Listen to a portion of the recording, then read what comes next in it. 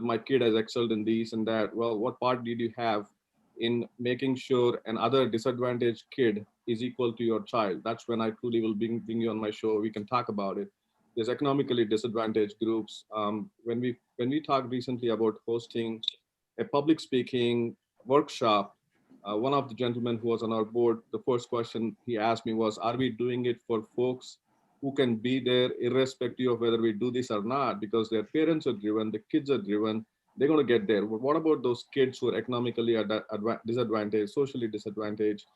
What can we do for them?" And that's where I think, Hari, you and I talked about the big brother, small brother partnership. Ron had a couple of conversations. We'll get to him after the race. He could do probably more at that time. But unpack for us a little bit about youth, specifically what you've been doing in that space and going forward, how we can address it. In a short tone, we'll get to the details and nuances after about half hour when I have a good conversation with Shreya and Rohan. So thank you, Hari, for joining us. Definitely, Rajesh. First, I would like to congratulate the Lead America Foundation for organizing this session, timely session, to be honest with you, and involving the youth in particular in this election, which is going to swing the election for sure. And there's a lot at stake for the youth of this country and around the world. So I would like to see, I mean, very glad to see that Rohan and Shreya, stellar profile. I was reading about you, and Rajesh was able to bring you on board for this. And my good friend Ron, we met recently, and Vincent, good to see you, and Siri also, and Krishna, and all others who are on the show. But more importantly, there are global viewers of this show. I just want to say good morning, good afternoon, and good evening to all of you. And this particular election is very historic in many senses, because the COVID has brought us down. The impact of COVID is definitely going to linger around for quite some time. And if you look at the today's numbers, very, very unfortunate, but over 46.5 million people are affected, 1.2 million people dead. USA, about 9.5 million people, approximately 236,000 people. And India in particular, 8.1 million and 122,000 people dead. So coming back to Rajesh, I think this is very important. The COVID pandemic is going to continue to impact lives of millions of people around the world, and the global healthcare, education, economy, and employment due to restricted mobility. And UNESCO projected that over 1.5 billion students around the world are affected, since the schools and colleges are literally closed, and especially youth are undergoing a lot of stress and losing hope, since finding jobs has become difficult for those who graduated with good credentials. And the pandemic has created an opportunity and undeniable challenge. This may require partnerships like Lead America Foundation, institutions of developed and developing countries. So more importantly, the health, education, and economy, and ultimately the environment, and some of those things are going to be affected significantly. And youth is going to be affected for the next decade or so if we do not make right choices and involve ourselves in these local and national elections, because the kind of leaders we have, the more youth representation is needed. About in this election, the millennials as well as the generation Z is going to play an important role to shift the election either way. I think you guys need to make a judgment and decision to get out and vote yourself, and also knock the doors in your neighborhoods to make sure that if they have not done mailed their ballot yet, and make sure that they mail it out. And also, if not, go to the polls on November 3rd and make sure you exercise your vote. So you are about close to 11, 12% of you that can swing this vote, and very limited number of people in the past voted from this particular group. But this COVID made you stay home, and you are watching the news more closely than before, and your involvement is needed very much, because it's going to decide your future for the next decade, not just in the US, but rest of the world. And with this, I would like to stop here, and then we could resume the conversation, Rajesh, again. Thanks, Hari. That brings me to Ron. Good friend, great mentor, had a very successful professional career, 26 years, business. Also has a lot of expertise in education, been part of the university for over $100 million in budgets, has traveled several parts of the country, has been a stellar voice in the community to voice issues. And hats off for his methods of engaging. One, master tactician, 2, strategist, 3, diplomat. When I see Ron speak on an issue or write about an issue, my urge is to share that right away. He has all the nuances taken care and a well-rounded message, and he's not afraid to make the noise. So I will probably need to engage with Ron a little more, but we'll take his initial comments. Welcome to the show, Ron, and thanks for introducing a lot of folks in the community to Lead America, and you yourself, I think, have participated in at least a dozen of our events, including the recent one where I invited the NAACP and all the Black leadership to join us at the Indian Ambassador's office. So I think that was a personal tribute also for having a great friendship with Pastor Michelle, Bill Thompson, yourself over the years, having been invited to speak at Graffiti by KKK and 6 o'clock in the morning, a couple of years ago at the Colored School, and recently the Memorial Day. I can go on, but thank you for what you do. Thank you for being a partner, a friend, and a true leader. Thank you, Raj. Thank you, Lead America, Lead India, Dr. Hari. Great to see you again. Great to meet all of you. I want to say I became a fan of Shreya. And sometimes we think that as the young people that follow us, I started following her. And congratulations on all the things that you do to make our community better. And you and Rohan both really defy the myth that our young people are not engaged. Our young people are engaged. We don't always see it. We don't always hear it. It's not always celebrated and recognized. And you've certainly received a lot of recognition for the work that you're doing. But it's that partnership piece. Now, how can we take that energy? Because our young people are ready to lead today. They're not standing in line and waiting. And I think the opportunity to vote is that first level of that next participation. And we've seen that as mentors. We've seen that as friends, colleagues. My first presidential election, I'll say it out loud, was 1972. And there were a lot of things going on in our country at that time, including a war in Vietnam. And there were a lot of reasons to be engaged or disengaged. But the important thing that I remember, and I think this is why it's important that this youth forum is here today to hear our youth speak, was that voices have to be heard. And so I've always been passionate about helping those voices to get to the table, whether it was my voice or when I was younger or others, we couldn't do it. And so I'm happy for this partnership. Our inclusive voices are what's important, not just one community, many communities, not just one issue, many issues and many different types of concerns. And Raj, you've heard me say this before, and you too, Sherry. We have to start going to each other's events. We have to start reaching out. We have to start forming these strong bridges, and we have to start getting others elected. I appreciate Vincent's, I know what it is to take a step out there, and Dr. Hari and others who have done that.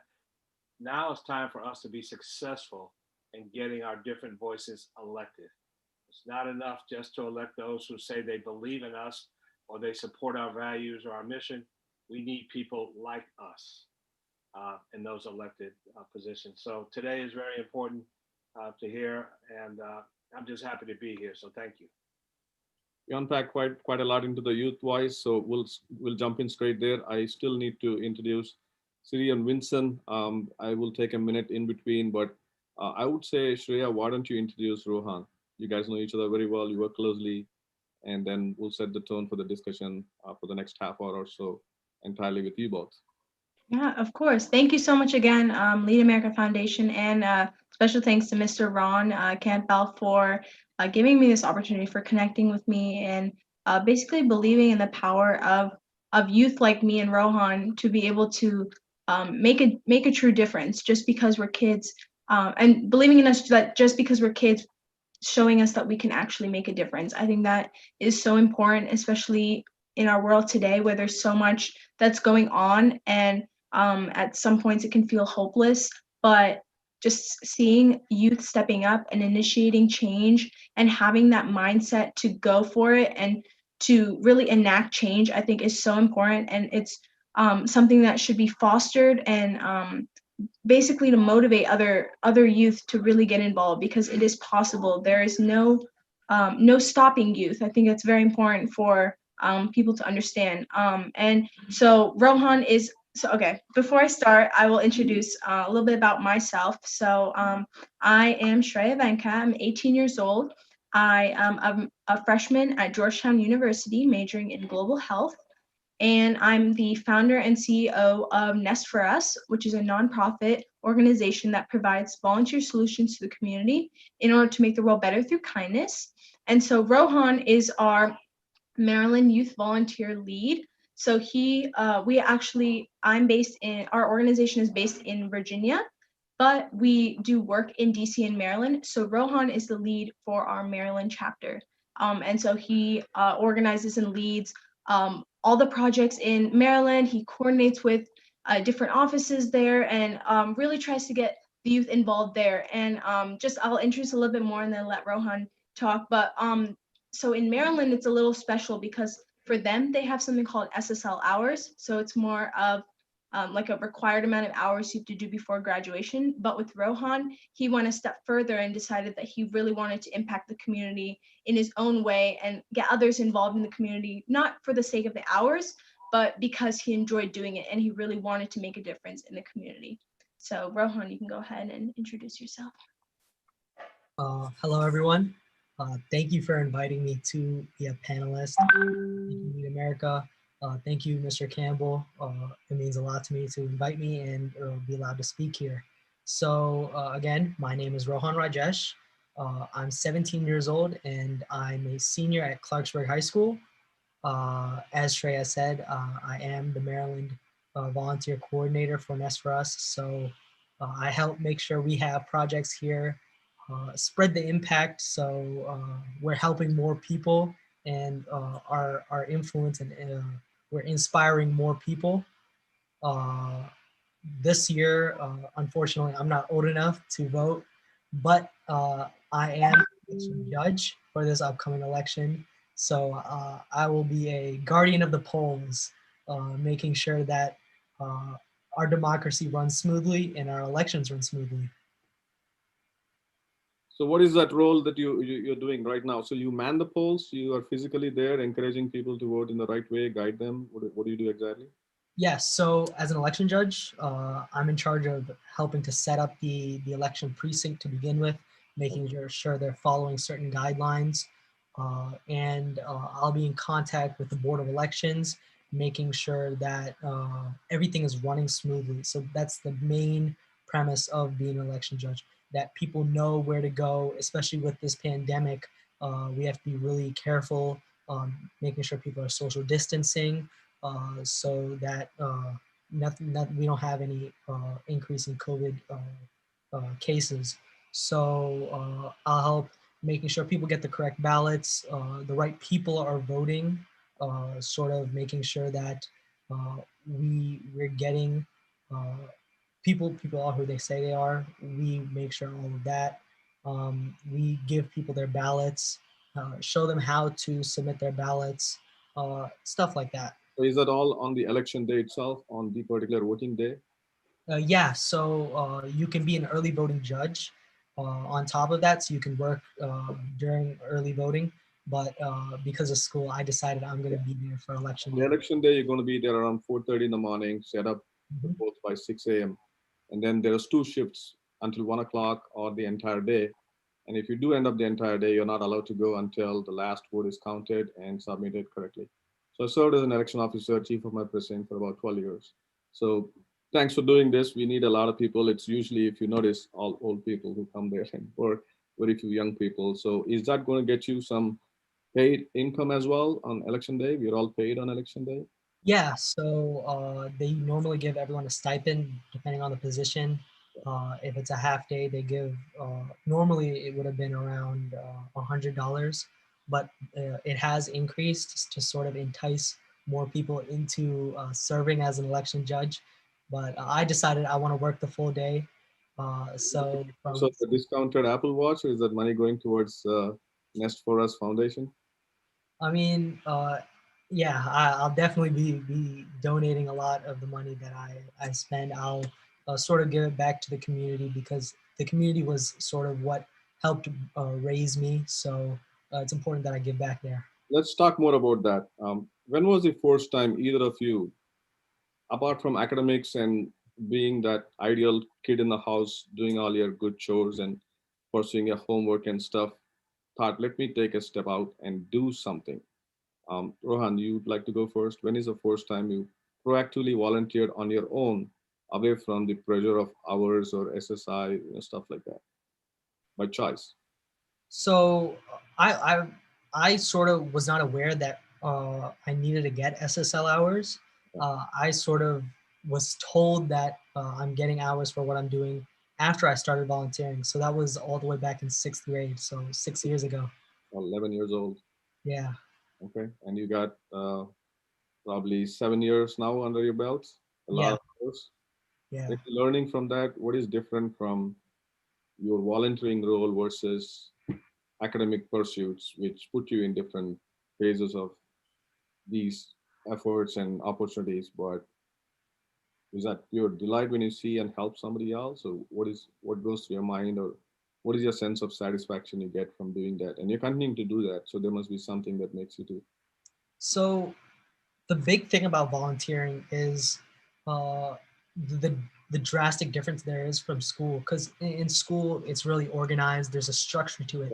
But when it comes to volunteering, because you're doing everything, there's a, depending on what sort of position you're holding, uh, uh, there's a lot more freeway for you to uh, be creative in how you're serving your community. So it really does foster a lot of independent thinking, problem solving, beyond what you normally get in schools. I would, I personally believe that I was able to foster my leadership skills through volunteering. I was given the room in the organizations that I volunteered in to take the step and lead projects, which is not normally something you'd get in a school environment. And I mean, when you help another person, to see directly where your impact is going, what your impact is for, that's sort of like motivation for me to like, all right, now what can I do to improve upon what I did today? I know Shreya wants to say a lot on this. She's probably waiting to go, but I'll ask you one more question. Now, how is the digital transformation happening? So all those opportunities you had were traditional opportunities where you go up for a food drive or clothes drive, or like Shreya started her birthday at a homeless shelter. These are all opportunities you can do physically. Now you can't anymore. Do you see yourself and your friends and others in the same boat where you can do those, you can pursue those opportunities and get those SL hours, even if you want to do it for just for that sake? So online digital avenues, have you guys explored anything to do or thoughts about it? And Shreya, you can jump in here. Yeah, so with Nest for Us, we have, with COVID, we had to do transitions to many of our programs. We have 5 core programs, but the one that we really had to transition completely online was our Nest Tutors virtual free tutoring program. So initially it was face-to-face, so we would have students, what is it, pre-K through high school, come to a center in actually my martial arts school. My martial arts instructor actually donated the space, and we've been doing our tutoring and service projects there.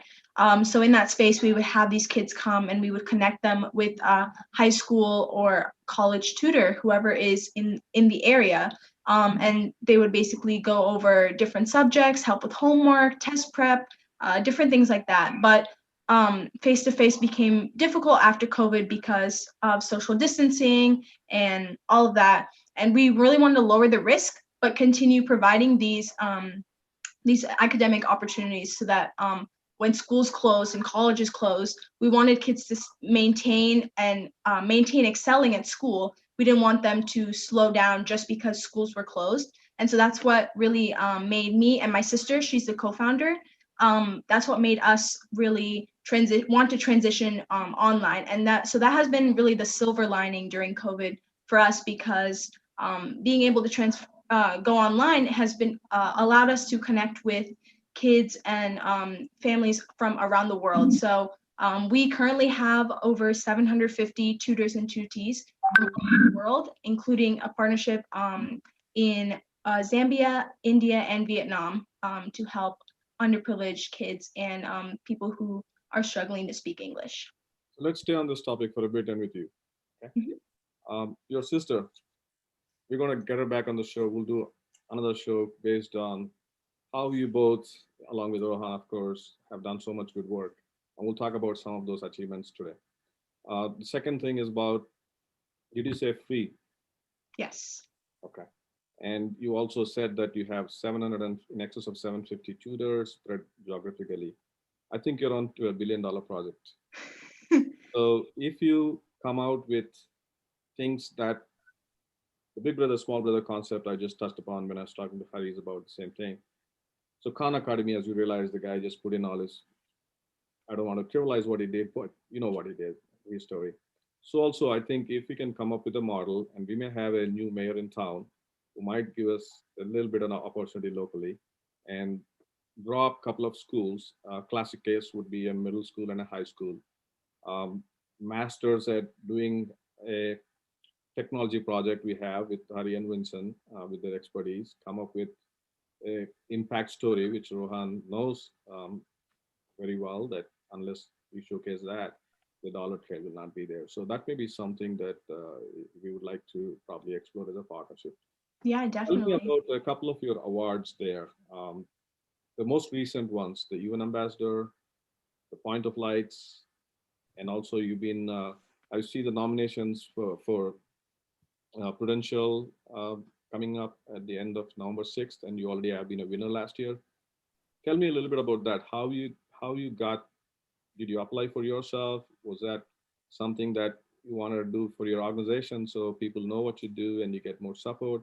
What are the thought behind getting, and then if you can also continue to list some of those other awards. A lot of times I do get kids claiming to have 5, 6 presidential awards for volunteer work and this and that. Um, those are like passing reigns. There are a couple of times they do it, but you have a consistent record for a number of years in different geographical locations, different policy levels, the UN, the governor's office, the Loudoun County. So unpack a little bit. This is your time to showcase yourself and your organization so folks understand.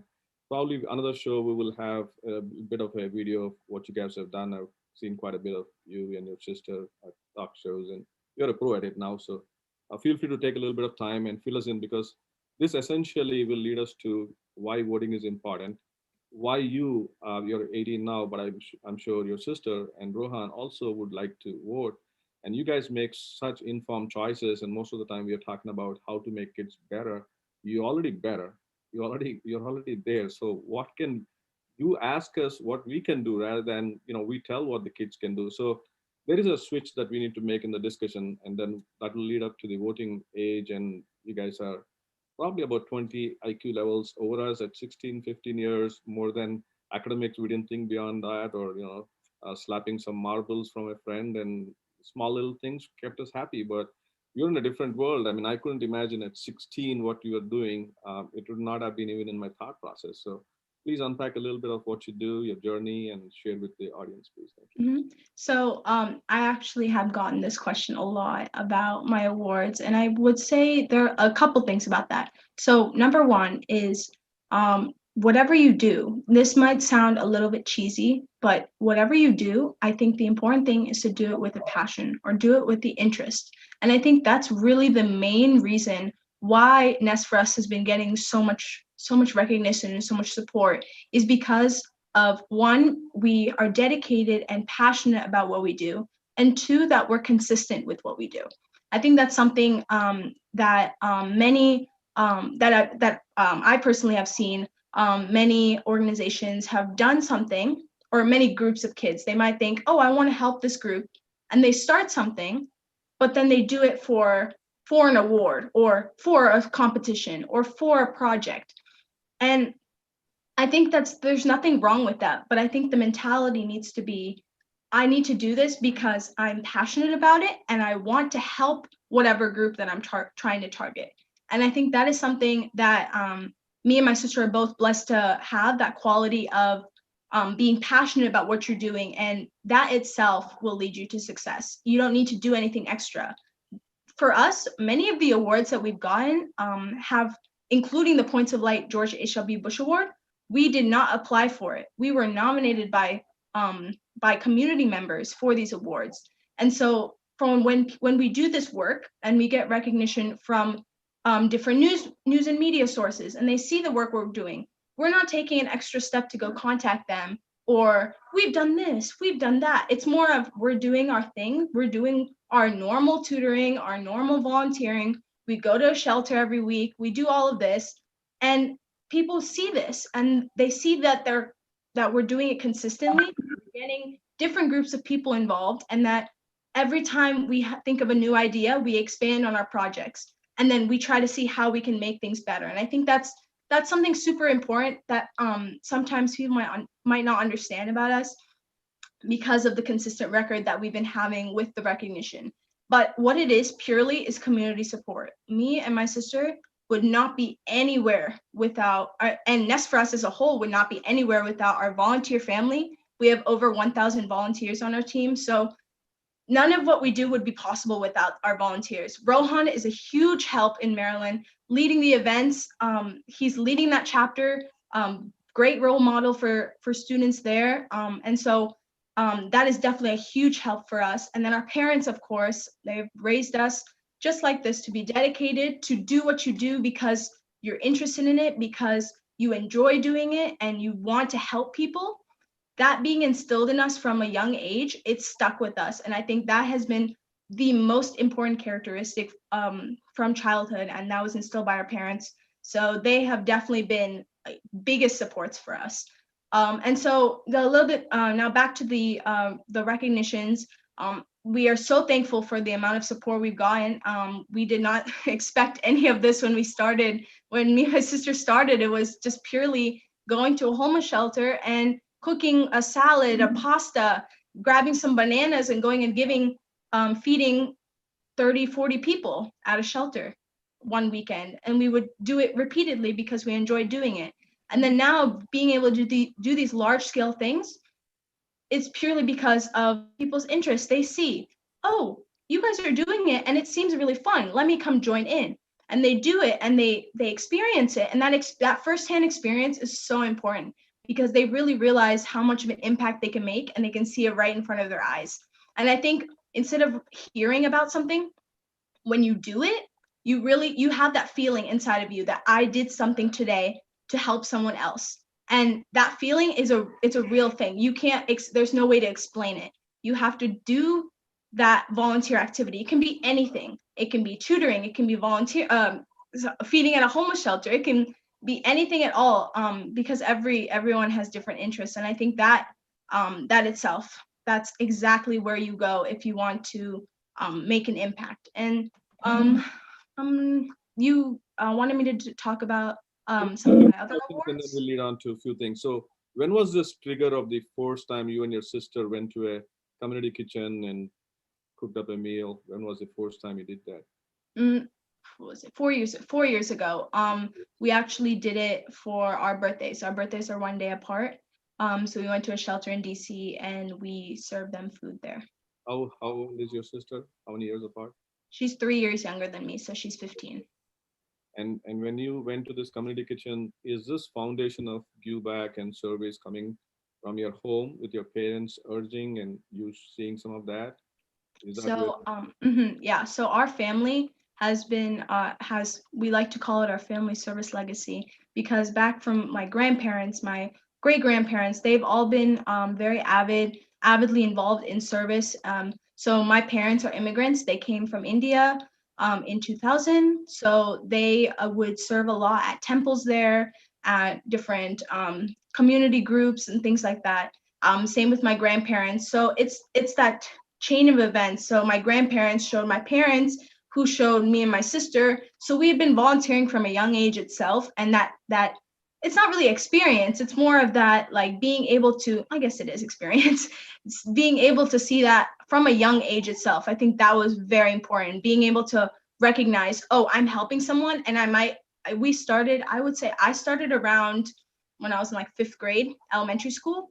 So me and my sister, we would go along with particularly my mom, because she would she would go help out at school and community events, and we would come along with her. So at a young age itself, we realized that we could make a difference. And we, even though it was something small, I think we realized that at a very young age, and that was very important. I would extend that to say a few things. One is, when you first go in with your parents when you're far younger, even at home, you serve the guests and you do the small little things, not for your family, but for others. And you're asked to do it and you take pleasure in it. You don't really feel a part of it. You do it and you live it. I've seen a lot of kids come in, come go. But at some point when you come on your own, like you said earlier, you can ask people to donate $50, $10, and I'm sure my friends on this panel have. And I tell them the far superior thing is what you do by taking them to a particular place and look into the eyes of the homeless person, and when you give the food. So that date, that time, it was a Sunday, how you went, you may forget all that, but you'll never forget the feeling. And that's what stays with you. And that's why people give. So the gist of all prayers and religion, as said by Swami Vivekananda, was to what this was this to be pure and do good to others, which is what you're embodying. So now when you think about all these things, what are the challenges or the gaps that you feel that could have helped you to do better? Is that if the policymakers would have helped you, is the politicians would have helped you, is that businessmen who could have funded some of this would have been a better thing for you? Maybe your parents network and got you some additional help. How did this evolve? Um, if it How would it have evolved if you would have had some help? What is that gap or challenge that you see can help you today, and what is the missing gap until now? And from today, if you want to continue this torch, I mean, all these bigger organizations, Ekal, Akshay Patra, so many, they're not sprung up overnight and became this global names or a brand name. So a lot of times you see uh, folks like Mahatma Gandhi or MLK, they have this one small story where a bus journey, he was turned out, turned him into one of a great civil rights leader, freedom fighter for Mahatma Gandhi, turned on from a train. So I see those small stories in you already, and probably a leader in the future that most people see. So what is it that would really enhance or make you better, or would have made you better in the past 4 years you've been here? And also touch upon the discipline and the gains you had from being a third degree black belt with a 3.5 years discipline into karate, how that helped you as an individual to stay focused, because advocacy and what you do is probably 1 to 3 percentile of people actually really appreciate it, forget about doing it themselves. Just to acknowledge sheer fact that what you're doing is awesome cannot be ready for 95% of the people. So advocacy is hard. So to be self-motivated is the key. So how do you do that? Was that discipline from there? So one is your challenges in the past 3 years. What would have made a difference and what will make a difference going forward? And how this self-discipline from the karate or anything else that keeps you self-motivated and keep you going? Yeah, so to address your first point about the challenges, what I would say for youth organizations, any youth who are interested in not even starting organizations, but wanting to do something in their community just on their own, is definitely the support of adults in the community. I think something that we have experienced firsthand is as youth, we are often characterized as, well, I guess not even youth, as Gen Z, as our generation, we are often characterized as could be lazy or could be unmotivated or stuck at home. And I think that might be true in some instances, but for the majority, I don't think that's true. And I'm going to start with that point. And so what I think is that with adults' belief, it's not even the support, it's the belief that youth can make a difference. That is the first start. If you believe as an adult that some kid cannot make a difference, that itself stops it right there. They cannot go any further, because if an adult who has experience in the world doesn't believe in their power to do anything, what are they supposed to do? They're kids. They're going to listen to what the adults have to say. So I think what needs to come from the adult side is that perspective, that mindset needs to change of just because they're kids doesn't mean that they can't make a difference. Yes. Let me put a punchline to that. So adults who are hearing now and in the future, trust your kids, believe in them, encourage them. That's it. Yes. That's the first thing the kids look for. And so we are lucky to have that from our parents. And I think for the parents specifically out there is would be to support your kids, because they even if it doesn't work out, I think that's one thing, because nothing is perfect. Right. There was many things that went wrong with Nest at the very beginning, but that's the thing, we don't give up. If that's something you really truly believe in and want to do something about it, and it doesn't work the first time, you want to backtrack, go back to the drawing board, figuring out what went wrong, who can I contact instead to help, and go from there. And so that switch, that adaptability, that versatility of, just because something didn't work doesn't mean it's the end of the road. You don't just stop there. You go and see if there's another avenue, because there are so many different paths you can take to achieve success. And I think that's something that youth need to understand from the youth perspective, is that I try to do something, someone's telling me I can't do it. Oh, you don't just go, okay, guess I'll try again. No, I won't try again. No, it's, this didn't work. Okay, maybe I'll go see if this person can help me. And that reaching out, that networking, and seeing if someone else, because there's always going to be someone who can help you. Not everyone is going to tell you no. You're going to hear no from some people. I've heard no many times. Oh, you can't do this. You're too young to do this. You don't have enough money to do this. We were, I was 13, my sister was 10. We didn't have any jobs then. We weren't earning any money, but we connected with our parents. First of all, we started doing some self-funding. We reached out to community members who were doing community service already, kind of started pooling funds in. We had our friends help and donate. We had a lot of in-kind donations. And so that's where you start. It starts small. You don't necessarily need money or status to be able to do something small for people. And I think that's, sorry, one more point is for come to the second point before you go ahead. So this is two-pronged, the second point. One is on the part of the parents, the adults, if they're listening, to first believe in the kids, right? And trust the kids and encourage the kids. And then to allow the kids to experiment or fail. It is okay to do that. So let them fail, let them not succeed, which is okay. I have right behind me a golf poster which says, success, find a way, your way.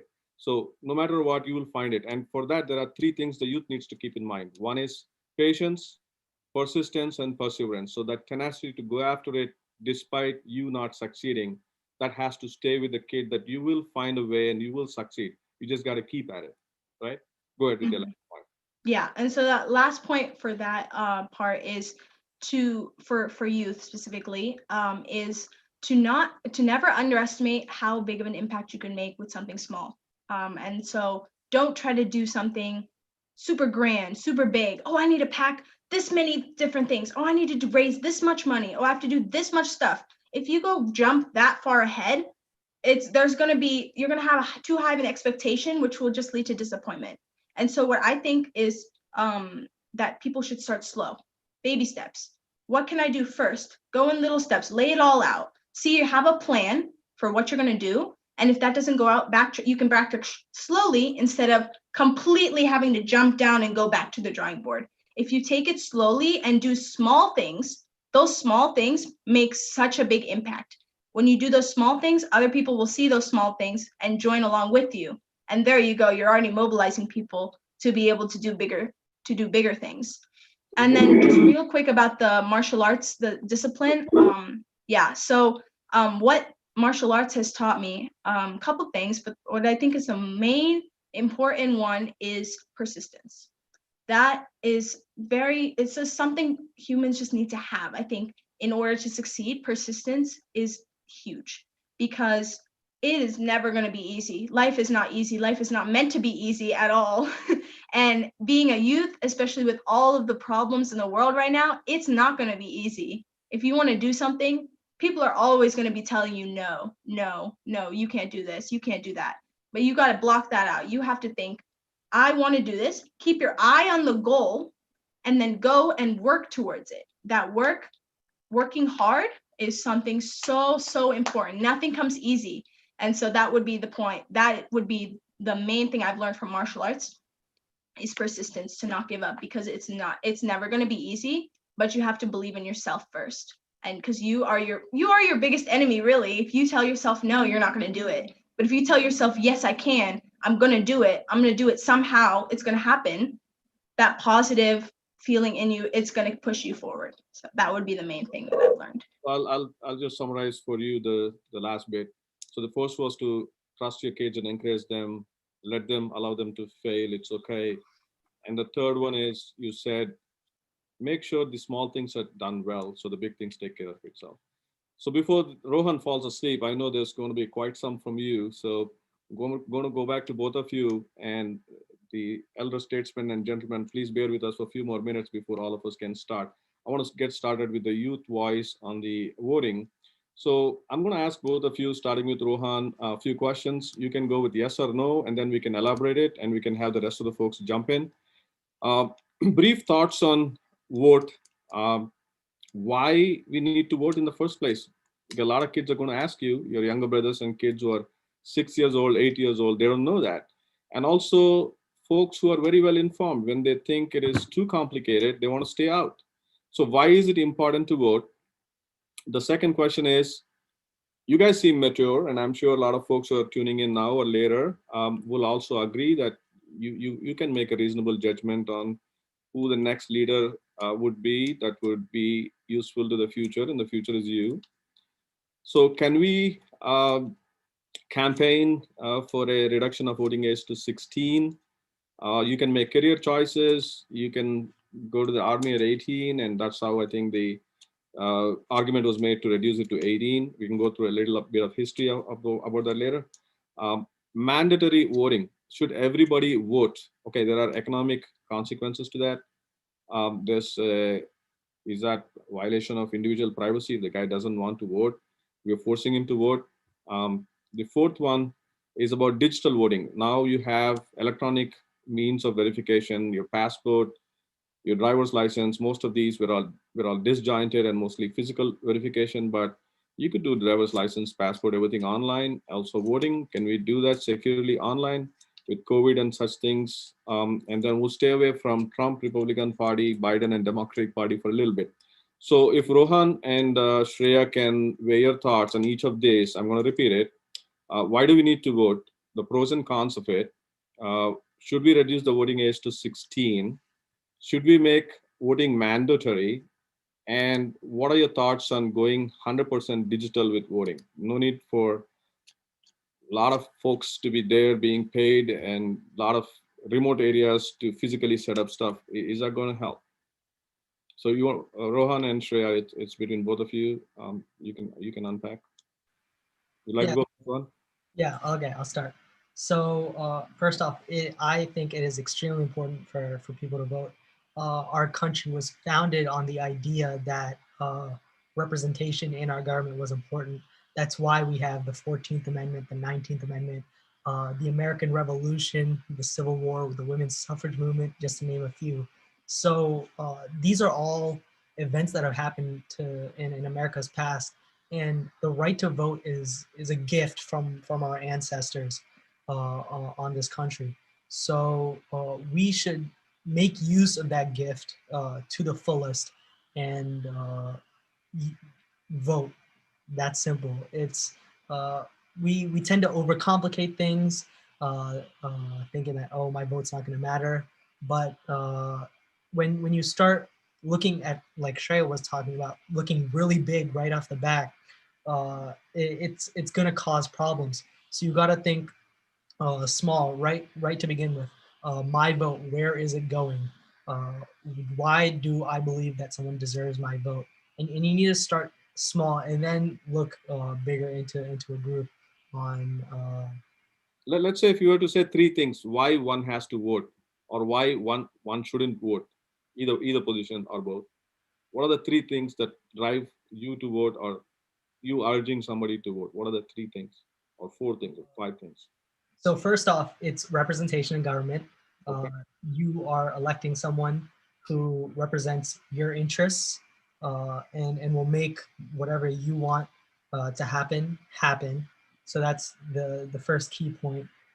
Second off, it's a privilege, it's a gift. In the past, not everyone has it. In some countries, people don't even have the right to vote. So we should be making use of everything that we have, because nothing ever lasts really. So if we have something now, like we have the right to vote, we should use it to its fullest. So secondly, that's that. And thirdly, you just don't overcomplicate things. When you think, people think that things are, they're You're saying just go vote. just Don't go think. vote. Of course, there are a little complications. Some people, they don't have the time because of financial problems and all that.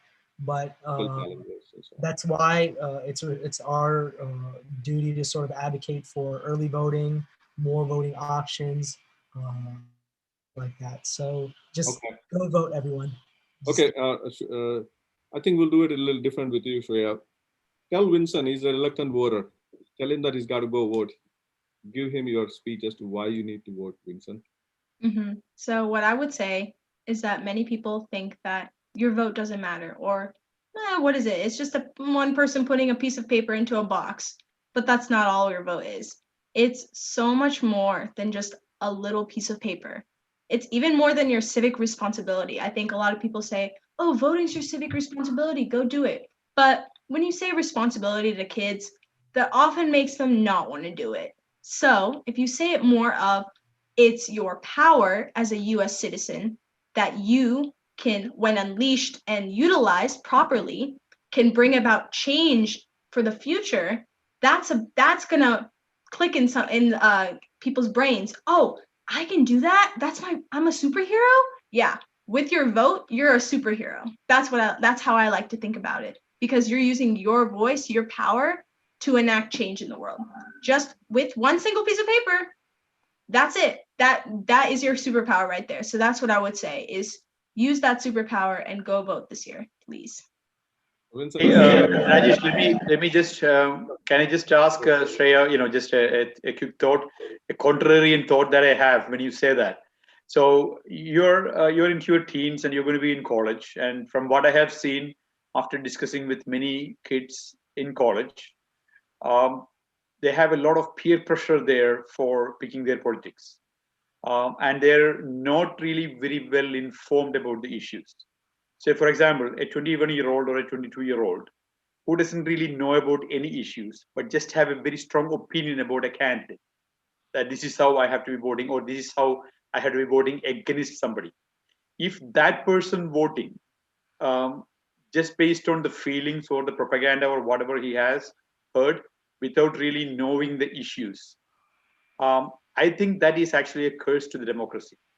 See, in uninformed voter, it's not really a good thing for democracy, and that is why we used to have this votes, and these privileges were reserved for people who were involved. So when we bring in universal voting, and when we have a lot of uninformed voters, and they're just voting because somebody told them to vote in a certain way, and mostly based on peer pressure, is that a good trend? thank So you, Vincent. Let me bring in Siri at this point. Siri, if you're listening, one of the things that you probably had in one of the conversation was about families having pressure from the youth about voting in a certain way. So kids come in home, they don't have the power of vote, and they encourage or ask and put pressure on the parents to go out and vote for a particular candidate. So Vincent, contrarian thought to, I thought Shreya almost turned Vincent into a Superman, but looks like it didn't work. The superpower of vote looks like he had a question mark, which I think makes a lot of logical sense. And in a democracy, people have a right not to vote. And what if an uninformed voter? You've seen this in many stories from third world countries about vote being bought, vote, voting on part of not just party lines but caste lines or racial lines and such. So that's not a good thing. Meritocracy doesn't win in that case. So, Suri, you had a point about youth asking. So, two things that we do at Lead America probably successfully is engaging the youth, which you can see today, and working for the health and wealth and benefit of families. So, from the community or family perspective, we do have Vincent and Hari, but you yourself have done quite a bit of work in the area of feedback. What are your thoughts on young people asking their parents to vote in a certain way? would that blackmail not get them dinner if they don't do it? What are your thoughts on that? So first of all, thank you. Thank you for inviting me. And I really enjoyed listening to Shreya as well as Rohan. This is the best morning for me.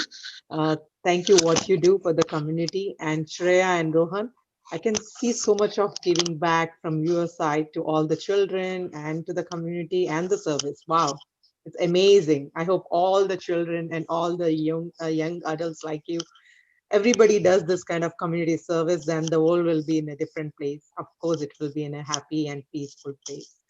So coming back to the voting, this is my first presidential elections voting.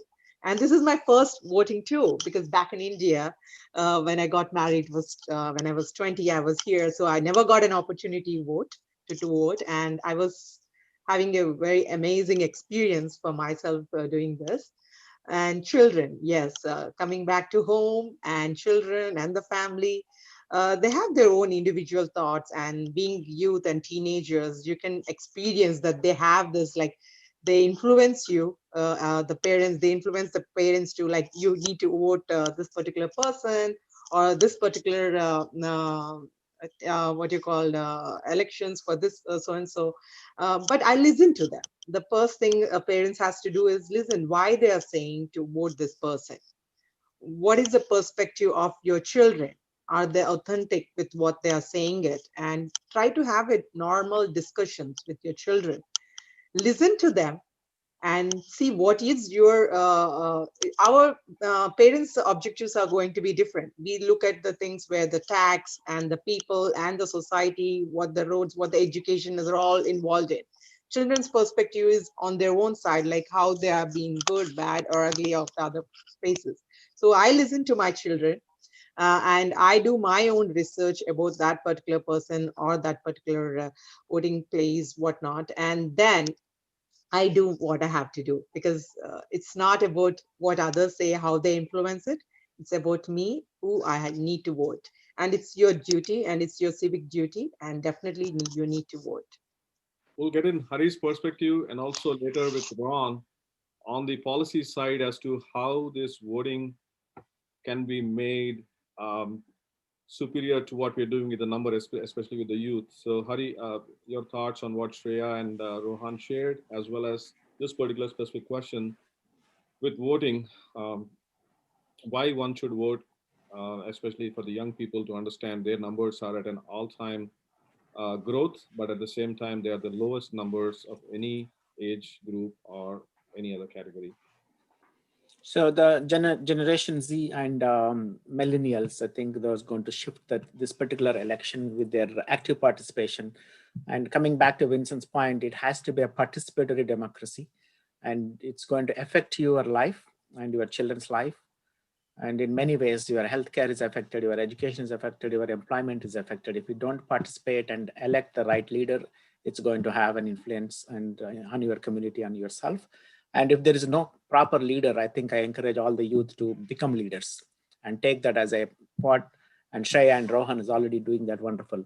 So coming back to your 4 questions, I think, right? The first, I would like to address the digitization of the election process. If you could precisely take a photograph from the up above on the ground with Google imaging and all of that. That means if we have developed the technology that can make a difference. So we have to digitize. And if you look at the current numbers of the fundraising that both the candidates did, about over $500 million by Trump and over $800 million by Biden, it's $1.3 billion. If we give that money to Shreya, she could make wonders. Probably she would transform all the 500 million people around the world and make them leaders. I think we need to put that money to good use.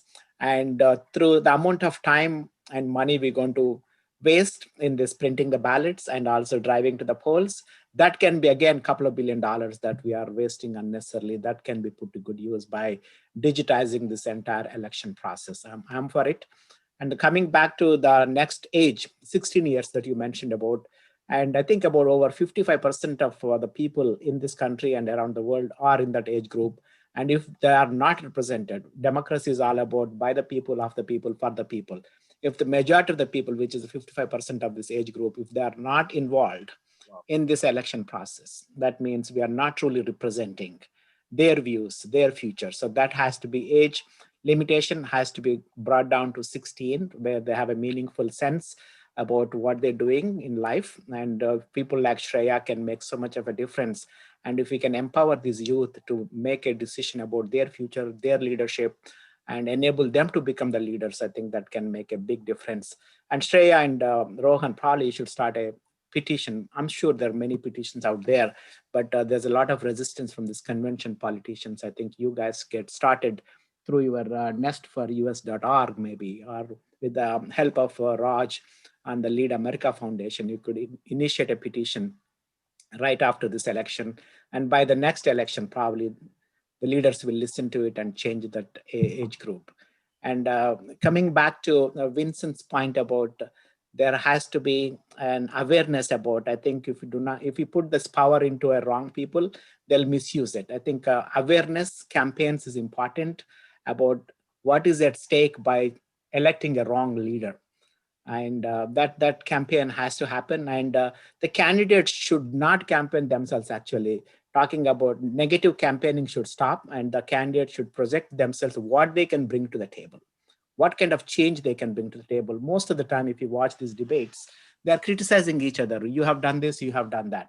What you can do is nobody's really pointing at. And I do not see in this particular election what is the next 4 years, what is going to happen in the US and what is going to happen around the world. I think this particular election supposed to bring all the issues that we faced over the last many years, and particularly the last 6 months, what happened in the world is going to be very, very difficult to revive the economy. It's going to be about $82 trillion for the next 5 years, going to be the effect of COVID. And every 2 in 5 jobs lost will not come back to the same position.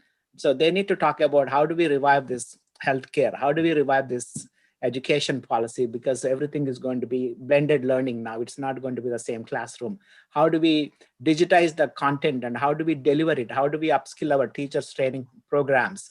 And how do we cope with this pandemics in the future? These are the things that nobody's really talking about. I think if youth take charge of this and question these leaders and make sure nail them down and say, what is your policy on this? How are you going to fund this program? And how are you going to generate this employment that so many people are about 40% of the people are unemployed now. And whatever we do here is going to have an impact around the world. I think this election is going to make a difference many ways, and involving the youth is the key here, because you are about 10 to 15% of the people, you don't go to the polls. Now, with this Black Lives Matter and all this movement, there's a lot of awareness took place on the ground. And still we have 2 more days. I sincerely request all the youth to wake up and go to the polls and wake others who are not willing to go to the polls and be participatory in this particular election to make a difference. Thank you, Hari. I think you brought in a lot of things that I wanted to talk to Ron about. So one is about the Black Lives Movement's historicity and why suddenly, past 10, 20 years, we didn't hear too much about that, but now it has become so critical and important. Every household is talking about it, how I can support, how I can be an ally, how I can engage. That's one. The second part is Hari touched upon both the vote and note, which are crucial for any politician to win or lose. So vote, as you know, is a conversation we're having along with the financial aspects of it. You're running a campaign to be the next mayor of Leesburg. I do not see a lot of money that's being raised or spent. So you're a non-traditional politician when it compares to many others who probably put in hundreds of thousands of dollars to millions or more. And how is this electoral cycle different from others? And the third aspect is the policymakers ultimately decide. Even when Hari said the petition, we've been talking about it, and there's some kids who've taken some active role. It didn't go much distance, but probably there's a second wind. Ultimately, it's the politicians and the policymakers who should see some sense in that. Do they always weigh in the factor that this would benefit them to keep them in the seat and in the race and continue to serve? Or is that based on the community strongly asking for it, which is what the Black Lives Movement is doing, to force upon it? So unpack your roadmap to the win and some of the things you've been doing in the community to facilitate young people and organizations like ours to work with you and partner and do continue to do more. Uh, I may not answer any of your three-part of your questions because I think we're at a real critical point here in our conversation. And Dr. Hari has brought it up, and Vincent. And the question comes down to, for me, so what are we doing that's attractive to young people anyway, in terms of politics? What have we done that really speaks to not our issues, but their issues? What do we, if you look at 80% of all marketing funding, spending on campaigns, it's on messaging and staff. And the messaging isn't a deep dive into what's at stake. It's more of a marketing profile about look at me, you know, and it's from a political standpoint about this party versus that party versus what's really at stake in a longitudinal way, however you want to look at it, that says for this group, for this demographic, for these people, this is what's at stake. And that's how you get people involved and engaged. So what do we, I remember very carefully in the 60s and early 70s, what was at stake was a war and being drafted.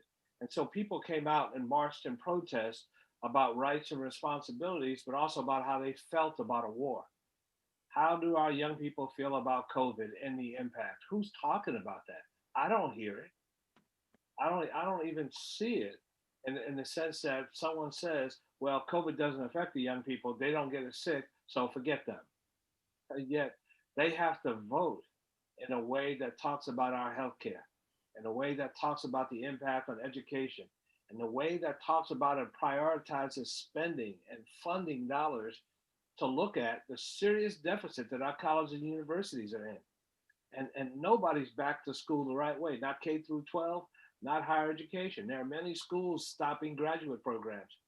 You should look carefully, Rohan and Shreya, at some of these graduate school programs and make sure that they're around because they may not be by the time you get ready for them. So we have to start talking, I think, to the issues in a way that engages people enough where that passion comes out. People are either upset or concerned, and then get out and march, get out and vote, get out and write a letter, get out and not just vote, because November 3rd doesn't solve the problem. It's the 4th, the 5th, the 6th, and beyond. So now we have to, once we get people involved, we got to keep them engaged, got to keep them activated because of this right to vote. And it's a serious right. And it is a hard problem, I can tell you, getting people informed. And so we talk about an informed voter. I would love to have informed voters, the people who pay attention, the people who read and listen, the people who have conversations like our young people do with their friends, and they post stuff on Instagram or how Shreya and I found each other on LinkedIn, where people are making known to each other what their values are, as well as maybe some of their fears. So we really do have to ramp up the noise. I remember in 2008, they started Rock the Vote, and you had all these music activists and actors, and they were making, commercials and others to really appeal to young folks. It's deafening. You can't hear it now. Where is it? Did we forget generationally that we disconnected? And it's not from a political party side, but it's that engagement side, how we continue to build these movements. So we can't go in these cycles where one year it's popular to do and the next year it's not popular. It's always popular. It's always important. And so for me, and looking at my individual campaign, and even, as we look at Black Lives Matter, well, when have they never mattered? They've always mattered. Lives have always mattered, but in particular, how we see the disproportionate impact on African Americans, it's always been a problem. From the slavery to emancipation to Jim Crow to Brown versus Board of Education to civil rights to busing. I mean, it's always been an impact. And we look at COVID and the disproportionate deaths, and we look at law enforcement and police. None of these are new things, but we now have to start being that informed voter, where it's not the party we vote for, but it is the person, because those elected officials set the policy. And so we have to be really encouraging about the kind of policy. So I'm running a campaign based on vision, not on money, not on party, but on what we need for this particular town. And I may not be the one that gets it over the finish line, but we have to be the one that gets us started. Somebody has to. So I'm not the guinea pig. I'm just volunteering my time to take a hit. I intend to win. I intend to win strong, but not on the back of how much money we raise. Raising more money doesn't make me a better candidate. Doesn't make me, the right one for this right time. It is the voice. It is the vision, and how we get out there. And how am I getting out there? Social media. How much does it cost? Not a lot. We don't need all the same signs, the same buttons. But again, there's a breakdown because people feel like if I don't see 10,000 lawn signs, then you must not be a viable candidate. Well, we've got to move away from that and look deeper. And so I actually want to give Vincent some chance to speak because, again, he raised that real fundamental point about our democracy and what's at stake if we don't exercise it properly. Thank you, Ron. You answered most of what I asked for in a different way.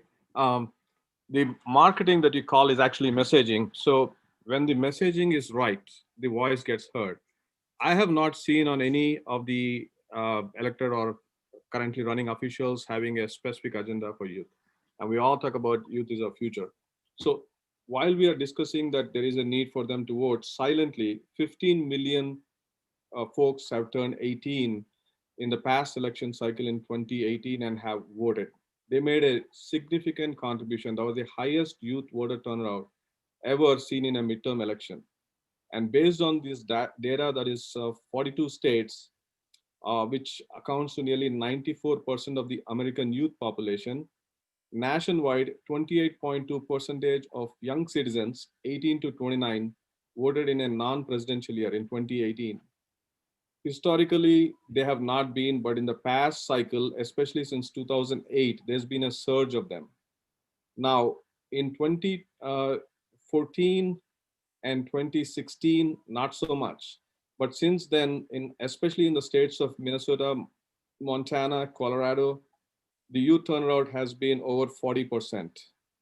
And in some states like Utah, New York, and Arkansas, they have one of the lowest rates of voting, but they also have the most highest notable increases in registration for votes.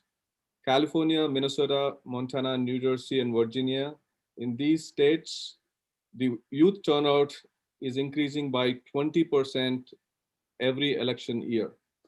And to bring about the point of age 16 is actually there in other countries. In South Africa in 1890, there's a law number 5, which gave them the right to vote in 1890, I'm talking about, over 130 years ago. They started to acknowledge the voting right of 16 years old. And prior to Second World War, even though the voting was over 21, that changed everything, and many countries have brought it down to 17 and 18, and some countries, as recently as Japan, lowered it in 2016. So this is an ongoing and a continuing effort. So I'm sure there is a lot more youth that's at stake for their futures that can actually vote and make a difference. Hari and Vincent, you both representing families and communities, over 10,000 families in the Malayali community from Kerala. You recently held 2 events, Hari, one where you brought in all the Telugu organizations under one banner, just to talk about that power of that community. 80 million people globally speak that language, and 10, 20 million more who are non-native speakers but have learned the language globally. One of the best and top positions in the world, in CEOs to scientists to doctors. The top 5% or more is dominated by Telugu origin folks, including business, and now today in politics. When it comes to electoral politics, we see two groups of people: politicians themselves, who are of Hindu origin or Telugu speaking regional linguistic origin. They, they seem to discard that linguistic or regional background and embrace something new. So that creates a gap between the transition the community can make through existing leaders who would probably welcome them because they had that same shade of color or whatever it is. We see that in Telugu speaking communities. The second aspect I want to talk about is unity doesn't happen on its own. We all talk about unity, we all wish for utopian ideas, and we all come on and say these things. It doesn't happen. in the forest, when a predator comes in like a tiger, then the monkeys jump around, the birds chirp, they all warn themselves against predator. Once he's gone, the monkeys are monkeys, the birds fly away. So in our community, we've seen when late SP Balasubramanian, a legend, I know you're making a concert effort to get in Bharat Ratna, so Global Telugu Academy, you were able to bring global Telugu organizations under one banner for a musical legend who passed away. Now, this aspect of electoral politics you understand better than most. It's going to impact your children, my children, and everybody.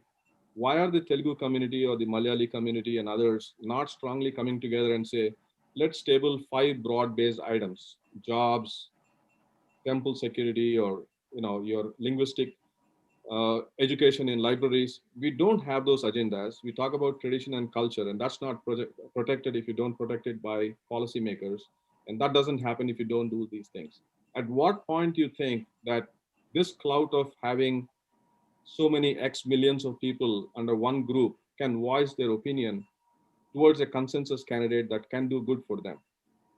Hari, you would like to go first? Yes, I'll go first. I think you brought in a very important point. I think most of the immigrants of the first generation and now the second generation kids are born here. So they are more focusing on their security, and they have not involved in American politics as much as we wanted to.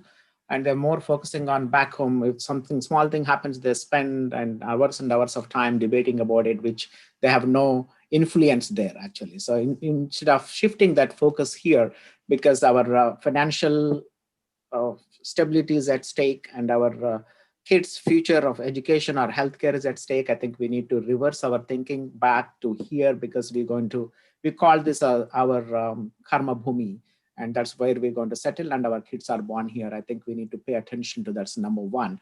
And that's particularly coming about the Telugu community. As you all know, Satya Nadella, the CEO of Microsoft, who is making a big difference through expanding this cloud technologies and all these things. And I'm proud to be part of that Telugu community. And very highly accomplished community. The average family income is over $100,000.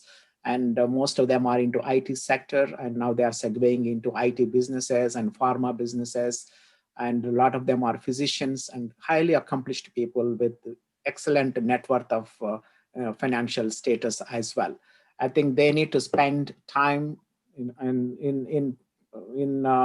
identifying the right candidates, as also work towards fielding those candidates and supporting them, because they're going to legislate, which will have an effect on our future and our future's kids. That is not happening. I strongly advocate for that. I've been traveling a lot around the nation to promote Indian Americans to become active in the American politics and also get elected wherever, starting from the school boards to township councilmen and mayors and state legislations and all of that. And this is a turning point for all of us, because we have to be in this country and we will be in this country, and our kids going to be there. So this is an important aspect that this particular election is teaching us, that so many candidates from people of Indian origin also in the race, and we need to rally, respect our party affiliation. I think we should rally behind them because they're going to protect our interest. Then the next aspect you brought in is how do we bring this community together? I think there has to be a common agenda in order to bring them together. The way we did the Balasubramaniam, the legendaries memorial we held, about 65 organizations around the world joined together. I think the leadership has to be inclusive. I think that's where Lead America and Lead India foundations are very much focused, with the principles of inclusive leadership and encouragement of the youth in particular. So when we have a common agenda in the interest of the community, and we need to work at the grassroots level, what Shreya is doing, what Rohan is doing, I think we need to penetrate at the grassroots level so that we understand the problems of the community. And once we understand the problem, we can devise a better solution for the community by including their thought process, because they are facing the problems and they know what is the best solution for them. I think the foundations like Lead America can make a big difference by involving at the community level. Then the third thing is most of the elections, Rajesh, matter dollars and doors. Delivering the dollars and doors, that's what matters. And these elections have become very expensive, and Ron is running based on the principles, but we need to rally behind Ron as well to support that idealistic candidates who we need to be the elected mayors, and so that they can make a difference. So we need to open our wallets and support the right candidates, and also knock the doors to go and vote for the right candidates. I think these are the things that the community has to do. And Vincent has been doing that extensively, and you've been doing it, I've been doing it, and we need to have more of these foot soldiers on the ground to make a difference. So you're confident that this is going to happen sooner or later, and the way to engage would that be to set up a consensus kind of a platform and the agenda as to why we need to get together, and these are the reasons we need to support a particular party or candidate? That would be the start. Yes, definitely. I think most of the leadership started, even you take Mahatma Gandhi or Martin Luther King or Nelson Mandela, they rallied behind a purpose. The purpose has to be strong and well defined. Then people will rally behind it. The leadership matters, the purpose matters, then people will rally behind it. I think that's what we need to identify. What is the common purpose that we have to work towards bringing the community together? And we need to identify and enable those leaders to run that show. I think we'll work together on this. I think there's a lot of work to do to bring these communities together. You're ready to lead on that effort, Hari? Of course, anything for the larger benefit of the community. And I'm for bringing the people together. I never want to do any project that divides the people, divides the communities, because we have to coexist. We need to respect the differences. At the same time, we need to work towards a common good of the society. So the word divide, Vincent, they say religion and politics, whether it divides or whether it unites. When you divide, you're putting a bunch of people together. They said we are united, but there's a divide. Or when you Yeah, I definitely would like to talk about that. This is a very interesting conversation when you Good. talk about divisions and community. So the way I look at human civilization, if you go back 5,000, 6,000 years ago, we never had any of these structures we have today as the foundations of our society. Right now, family unit is the foundation of a society. It has been established by the religions. All different religions contributed to that, but that has become the foundation of the society, the nuclear family of a father, mother, children concept. And then when we look at the struggles we had, thinking about Mahatma Gandhi and Martin Luther King and all of those leaders, the the the provisions that were available to some sections of the society were not available to other sections of the society during those times, legally and officially. Like, slavery was a legal thing. Colonial rule of India was a legal thing. It's a legal matter. They made it all legal. So that's the illegal nature of, or the lack of fairness in the legal system. That's what we fought against, and we got that. Nowhere in the world at this point, in democratic societies like major Asian countries, India, places like that, in America, in Europe, places like that, we have no legal issues with fairness or equality. We have accomplished that.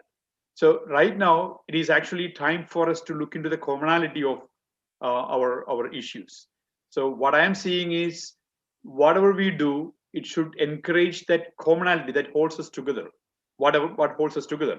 I mean, when I say that, I know that in China it is communism. People don't have freedom. That has to change. But that is not something that we can take it as a global issue. But whatever globally we are talking about, I am considering, the majority of the people who live without authoritarian rules, they all have the same legal rights, even though they may not be in practice. So what I am suggesting is to look for those common grounds, like the thread of the family, that is important for everybody. It is important for Andhra families. It is important for Malayali families. It is important for African American families. It is important for Hindus. It is important for Christians. And whoever is successful in this society, if you look, the ethnic minority, as an ethnic minority, the Indian American community is the richest in this country, the most successful. And why is that? It's not because of our skin color. It is not because of anything unusual that we brought from anywhere. It is not because of any privilege. It is because of we are going the rules that is established by this current day society. So we have to look for opportunities to encourage everybody to look in that direction. And we can have more progressive thoughts, disrupting whatever we have. But until and unless everybody reaches the point where the whole world is enjoying whatever we have accomplished, then there is no point in going to the next phase of thinking like, okay, now destroy the nuclear family. So what I am thinking is, in my mind, we haven't reached that common agreement of principles. Okay, there is unfairness, but at the same time, if everybody has given the legal protections, the opportunity protections, everybody can reach there and everybody can have success. And now in that process, don't destroy what we have. And I am a conservative, and I'm a conservative means don't break things that are not, don't fix things that are not broken. So when things are working fine, focus on those commonalities instead of focus on the divisions. I am thinking that this is time for the country to assimilate. So as Indian Americans, definitely we need representation for sure. I argue for that on a daily basis with my Republican Party. I'm on the state central committee right now. I argue for that. Where is the diversity here? I'm the only one who is having a different color in this whole group. I tell them, but at the same time, that is only for representation. We don't have our needs, or whatever we are looking for is not different from what white people are looking for or what black people are looking for.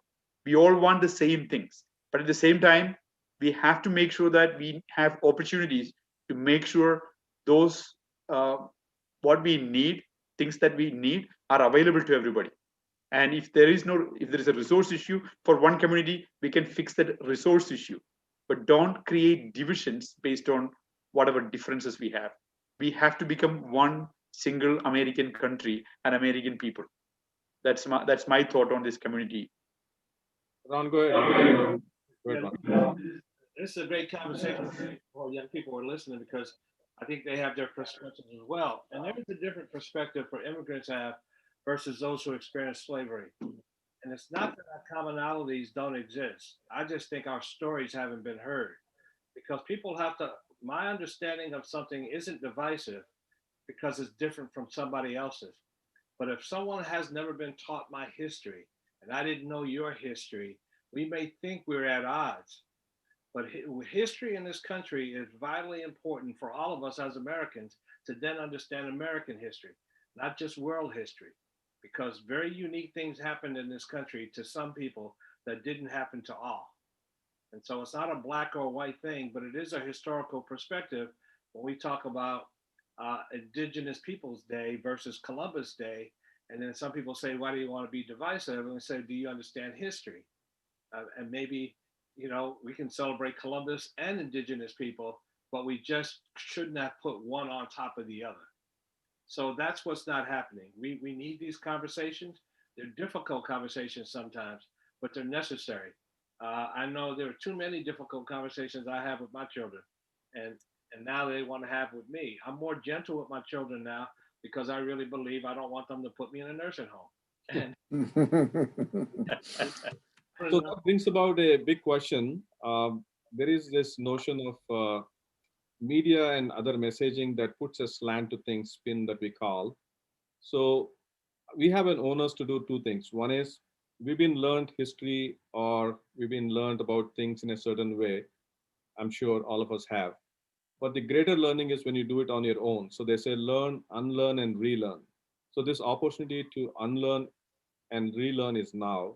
And not a lot of it is very difficult. The unlearning part is very difficult because this gets you all the things we just talked about, the prejudices that exist. We think in a certain way, but to unlearn that and then learn things with a fresh perspective. So events like these set the tone to that when a person hears a viewpoint for the first time. And one of the things we want to do was about race relations, how it all started, where we are, and going forward. So we can talk about native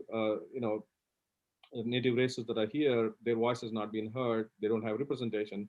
And we're immigrants. When I'm talking about we, it's about Indian Americans or Asian Americans who've been recently, mostly after 80s or 90s, a large sludge. But there are people who are here for many years, they don't have that representation. Are we doing anything to support them? Are we hearing their stories? So I think we would like to facilitate that dialogue a little more. At this time, I would like to bring in Shreya and Rohan, who are listening in patiently. Your thoughts on what the gentleman just shared. What do you think about the few things that we talked about, reducing the vote age? Do you think they agreed with you? Mandatory voting as well as 100% digital voting? Rajesh, can I just interrupt before Shreya speaks about that voting age? I wanted to give a little bit of a thought, just 1 minute. Go ahead. I heard that there is a kind of a universal agreement in, at least in this forum, about reducing the voting age. But I'm not really, I don't want to be kind of, thought of that as sharing the same opinion. I don't. Sure. I personally think that voting age at age 18 is good enough. So the children like Shreya and Rohan, they may be showing interest in politics and interest in leadership and all of this, even when they're younger, like 14, maybe 12, maybe 10. So where is the end to it? And some people have no clue, even when they're 30, 40, 50. So there is no way we can use age as a characteristic. So we can maybe have a non age-based way of who is eligible to be a voter. I am all for that, because I have seen kids like them, no issues. But universally thinking, we have had some reasons why kids are not supposed to vote. Because if you look at any election, anywhere in the country, the first thing that people talk about or people concerned about is economy. The economy. You can talk about immigration, you can talk about COVID, you can talk about everything, but a president or a prime minister wins in a country based on economy. What the kids know about economy until they start having some kind of income? What do they know about taxes? It's all good to feel good. Oh my God, we have to take care of everybody. But at the same time, when they have their own money, that approach changes. So the same Shreya or Rohan, even when they are extremely smart and have strong leadership skills, may not have the same opinion about how to distribute the money that they give it to the government once they start giving that to the government. Until they do that, they're not really there with a full understanding of that value. And this is true about all of us. We have been children, same thing. So, and I have been very active discussing, hearing about politics and everything, discussions on my kitchen table between my father and my brother. I was seriously very much interested from 10th, 11th grade. But at the same time, I never wanted a voting age at that time. But their involvement doesn't mean that all the children in their age are ready to vote. So I think the voting age should remain at 18. 18 is a good enough balance that we have reached, and I am not a person supporting reducing it to 16. Rajesh, I just want to jump in only for a few seconds to follow up on what Vincent has. For any job that we do, there is a qualification criteria, and we make some tests established. And when we apply for voting, there has to be some questionnaire, and they'll have to answer. And age should not be the criteria at all. Nowadays, even 12-year-old kid is doing a lot of things, and exactly. Shreya, not even 18, she's doing a lot of things what a 25 or 30-year-old can do. So I think there has to be a criteria for deciding who is qualified to vote. Age should not be the main criteria at all, in my view. So I just wanted to pause there. Go ahead. Go ahead. Because that's a very dangerous road that this country went down once before. Voting qualifications, and it was used to eliminate the right for some people in this country to vote. So I caution us to start. Yeah, it's a very difficult situation. It's not easy. No, I disagree. There's voting disenfranchisement every day in this country. But Ron cannot be disqualified based on just the age itself. I just wanted to counter that. There has to be a measure who is qualified to vote. Don't discriminate just because of the age. Right. So I'm not disagreeing. I'm just saying that's going to be a very difficult conversation because of history and how that's measured and policy and who gets to make that policy and for what control that policy is for. That's when I say if elected officials represent us generationally, and it's not everybody over 35 or everybody over 25, and we have all voices at the table to really be able to make policy, effective policy, then we're doing something fair. Otherwise, we're just imposing policy on certain groups of people for whatever reasons we want to impose them. But most of the legislations are done, Ron, for the future. Most of the legislations are done for the future. And if the future is not represented proportionately in the legislative process, then we are talking about some aged people making these policies which are outdated already. Some of these things, I think, that's what I think the youth has to wake up and make sure that they are represented proportionately so that their future is protected with their views and ideas. Yeah. I think 18 is an optimum age that we have reached. By 18, they're already in college, and within a couple of years, they're going to be working. So I think 18 is an age that we reached because of all these different difficult aspects of, other qualifying methods. So I think it's better we keep it at 18 and not start going around. If you ask a 10-year-old, he'll be the first person to say, "Oh yeah, I want to vote. I want to vote," right? But are we going to allow that? Maybe there are some 10-year-olds who are really smart. So I think we should keep it at 18. Ron, you had a last- I'll just leave it because I want to hear from Rohan. But my generation, I think we should hear from them. I agree with you, Ron. Let's hear from them. I'll set the tone for next. Ron, drafted and asked to go to fight a war and die. So we thought about it. If we were old enough to serve our country, we were old enough to vote. So all I'm saying is stories have us come to this differently. And if we hear our stories, I have no doubt about the maturity of an 18-year-old when their country asks them to die. let me give you a perspective, Shreya and Rohan. Sorry for multiple loops we put you through this. Just I'll rephrase and reset the whole thing. So the definition of the concern with Ron was having qualifiers for franchise. We shouldn't do that. Hari's note was about setting a precedent to make that happen in a way that is probably inclusive. And you heard Vincent, a clear 18. He said that in several ways. So the 26th Amendment is what we are discussing here. The Section 1 and Section 2. The Section 1, as I know, is the right of the citizens of the United States who are 18 years or older to vote shall not be denied or abridged by the United States by any state or account of age. Okay, that is the basis of 26th Amendment. Now, how did it come about, or what can be done to change that? That is spelled out in Section 2, which says that Congress shall have power to enforce this article by appropriate legislation. Only then it can happen. Now, coming back to the contemporary relevance, in 1972, in the first presidential election cycle was when the national voting age of 18 was actually happened, 1972. That was the year I think Ron also mentioned about a few things. In 1982 and 2008, the highest participation of young voters happened. And of course, it is going to happen again in 2020 now. So this voting age, how it came about, Ron just touched upon it. When you can carry arms for your country and defend your country, you can also vote. That became a major turning point when the draft age for military service dropped to 18. Then voting remained still at 21. And then the rallying cry that old enough to fight, old, then old enough to vote, that grew louder, especially during the Korean War and louder during the controversial Vietnamese War. So that brought us to 15 million or more that voted in 2018. And we would expect that number to go up significantly in 2020. More than 96% of the folks who voted in 2016 have early voted.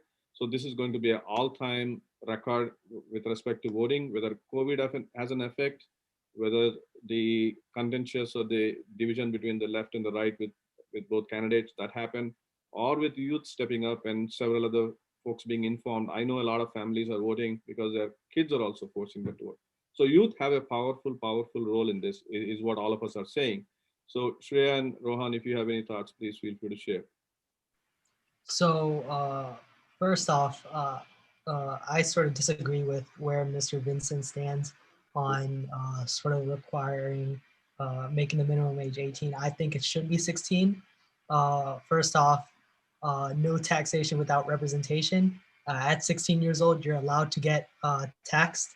So I'd like to have a say in where that money is going. I'd like to have a say in the leaders that are deciding where that money is going.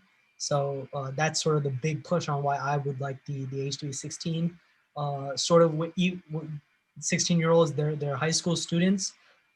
These students, they're taking courses, mandatory classes that sort of introduce them to what the real world of government is about.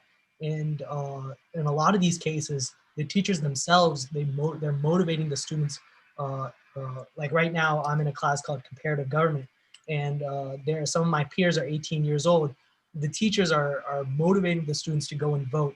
So if the voting age was brought down, on top of sort of external encouragement through social media and all that for students to vote.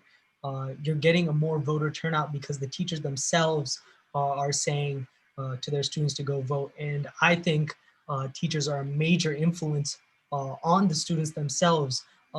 Students see teachers 8 hours in a day. So yeah, the voting age should be 16. Yes, I do agree with Mr. Vincent's point on there needs to be some way to sort of know, okay, let me rephrase that. Just because you are 16 doesn't mean that you know much about government or politics. There are certain cases like that, but we can't discredit a whole group of students, 16-year-olds, 17-year-olds, simply because there are a couple that don't know much. For that, we should look towards making something where everyone is properly informed on the standings of each candidate. And again, like how Mr. Ron was saying, we can't make qualifications based off of how much someone knows about government, because this was a tactic used in the past to discourage people to vote. So there certainly must be some middle ground where we can gauge a person's civic knowledge and in comparison with their age. There has to be some sort of middle ground, but I stand by the idea that the voting age should be 16. Yeah, and just to add to that, I this discussion was really good. I was going through different points in my head, listening to both sides. I'm a person that likes to look at both sides of a discussion. So I am supporting. I agree with Rohan about the 16-year-old pushing it, but there are things that need to be done before we just jump to that, because just saying, oh, 16-year-old should vote is not enough. One, many kids, like Rohan was saying, are uneducated about politics, about the economy and all of that. And we have classes like government or personal finance and economics, but those teach us the very bare minimum. So what I feel is there needs to be something that goes on in education, some change in education, maybe extra classes offered, because I don't think there's enough classes teaching about the real world and what happens, and that encourages discussion about the real world. There really isn't, because we're learning mainly about what's been done and what adults are doing right now, and what not really what youth can do when they grow up for their future. So I think a big thing before we move on to the 16-year-old thing needs to be a change, something in the education system to allow for this. And then another point to note, there is two more things. So one is everyone knows many 16-year-olds, 17-year-olds, they have jobs.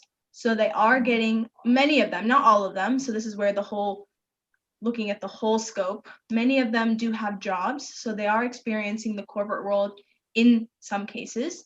Now it's not a full-time job, because of course they are students. So they're not experiencing it as a whole. So we have to look at that side too. So that's just a point I wanted to throw out there. But one question I had for the other panelists is, I heard people mentioning different qualifications other than age. Can someone clarify what that means? Because I was a little bit confused by what other qualifications you would use that is not age. I will have Ron go first, then I will address it. Go ahead. Well, there's an age qualification to be president, right? And then to be a natural born citizen. To be mayor of Leesburg, there's neither. I guess you just have to be over 18, and there is no other special qualifications. In some other places, you have to be a resident of a certain county for a certain period of time. But there isn't, and there probably should be, but that's just me saying this, there should be some intellectual test as well in terms of a knowledge base. But there really is no knowledge base for most political offices. You don't have to have a certain a level of achievement, or you're not asked to demonstrate any particular capacity or skill set that you think would qualify you for a certain position. So most of them are age-based, and then they're locality-based, and then there's the the natural born in the U.S. space. Shreya, was that question of yours about age for qualifying to run for office or age as a qualification for To vote. election of the age, right? That was your question. Qualification to vote, because we're discussing what age Yeah. group should I be think able to You're vote. running for office, Ron. Her question is completely about the voting part of it. So why would you use a qualifier other than age to reduce I your think Shreya was actually looking into the qualifications we talked about voting.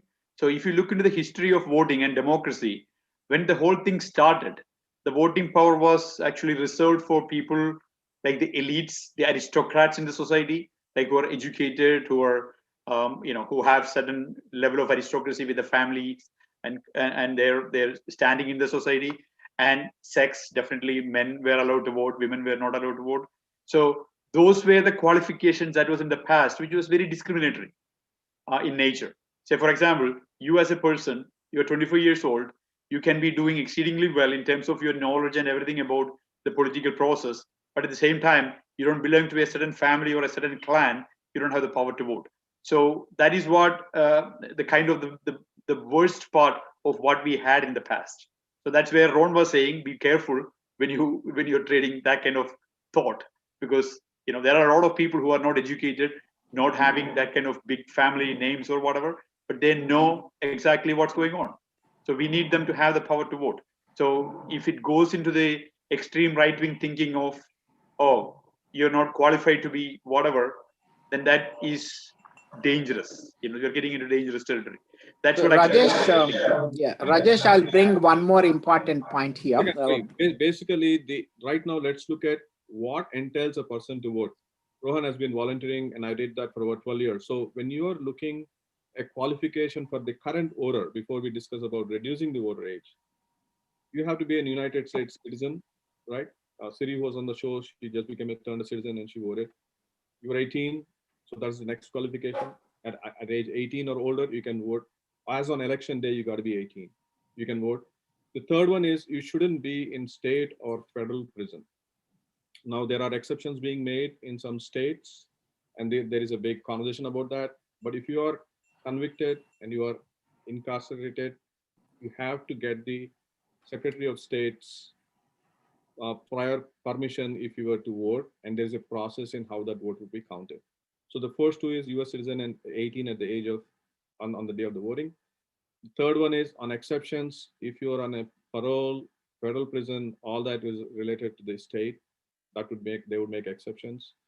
And if you are currently found mentally incompetent by a court, you cannot vote. This comes under the qualifiers. Hari, please go ahead. And I prefer to add one more qualification to that, having some knowledge. And as Shreya and Rohan was mentioning, we had several amendments when the forefathers wrote the Indian American Constitution. So they were looking at from that point of view, and they were able to project for the future a limited amount of time based on their knowledge and all. But today the things have changed, and there have to be amendments, acceptable amendments, and based on certain criteria and qualifications for every amendment that has to take place. And we, as you mentioned, about 4 or 5 qualifications who can vote in this election or in an American electoral process. And there can be added one more qualification criteria when we're reducing this age to 16, to having the knowledge of what is the American politics. They're already taking these courses, constitution and a lot of political science and public policy courses in the schools. And coming back to the Shreya's point, the American education system has to be revamped to enable them to earn their living respectfully and just not get out of the degrees. They should come with employable skills and entrepreneur skills, and also political awareness. A lot of things. They need to revamp the education system to compete with the Industry 4.0 requirements. That's number one. Number two, I would like to bring one important topic here. Now you have two-party system here. You have either liberals or conservatives, and there has to be a middle ground.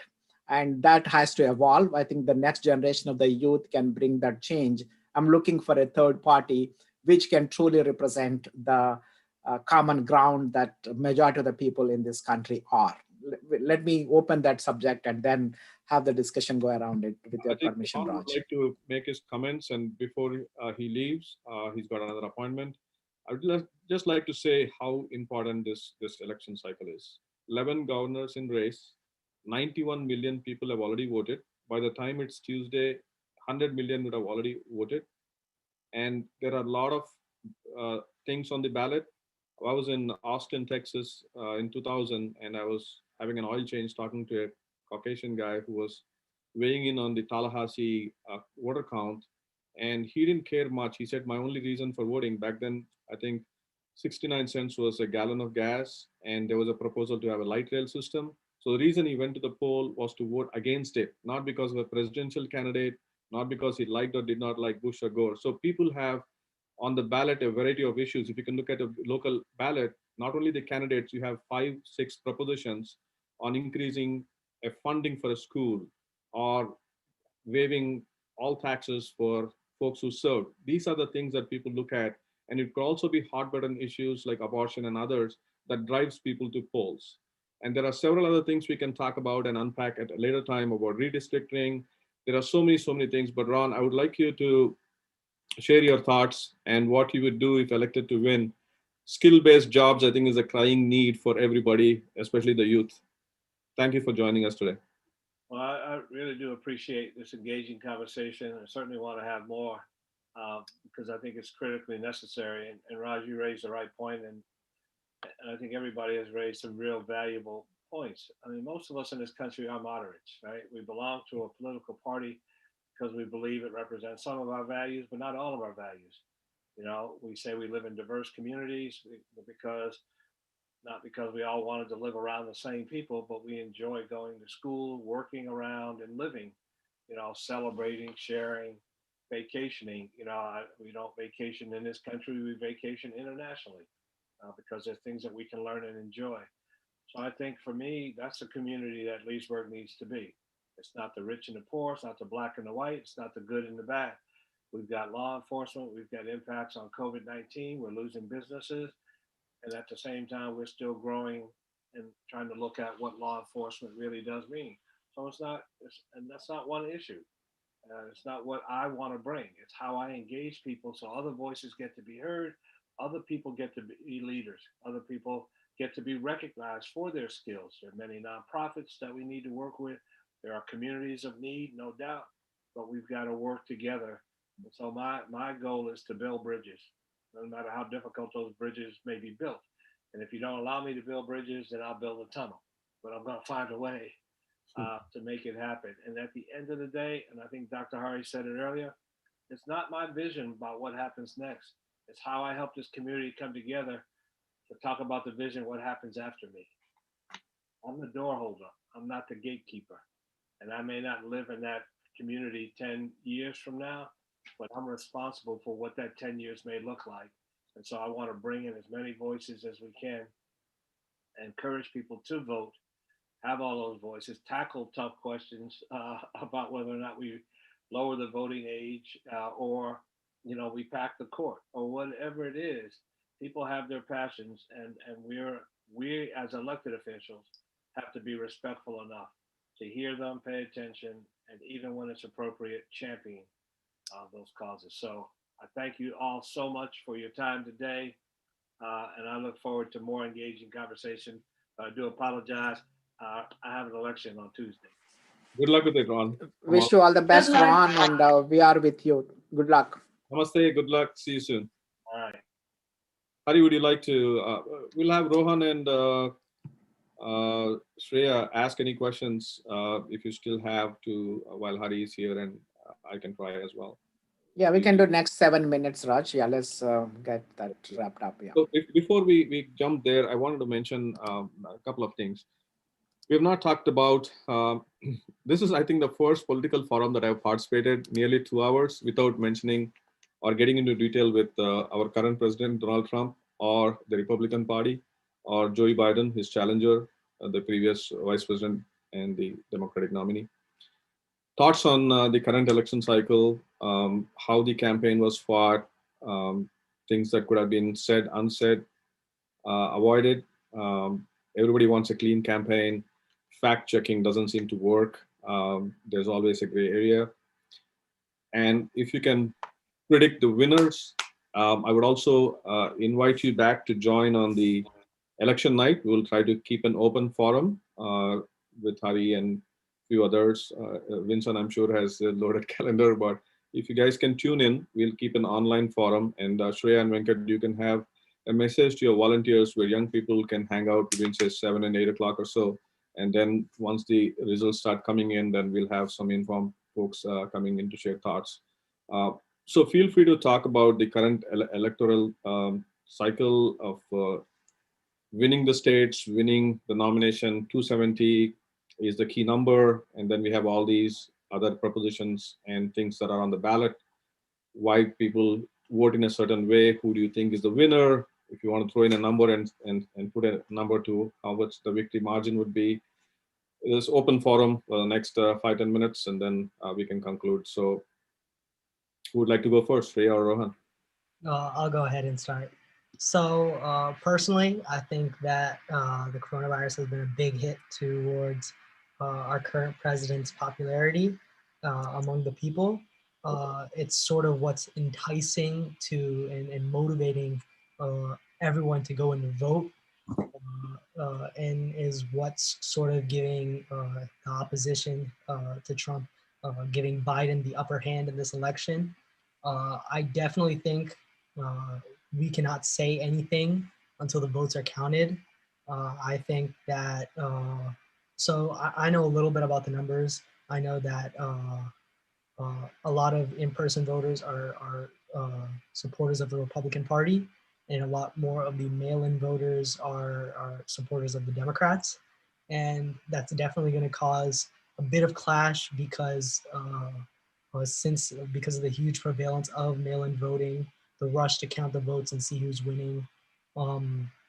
There's a large likelihood that because of the drastic change from no longer of the inability to call the winner on election night, because there still will be mail ballots that have to be processed.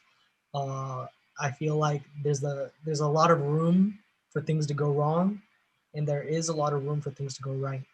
So that's sort of what I have to say. You're saying that until the last vote is counted, we cannot say it, and it could go beyond election night. You're not looking at the polls which favor Biden heavily. Yeah. Or you think that those polls are polls, but the real numbers will probably come to the last vote? Yeah, we're definitely going to have to wait because, as I said before, if in-person voting is being favoring Trump as of right now, then on election night, it'll look like Trump is winning the presidency again.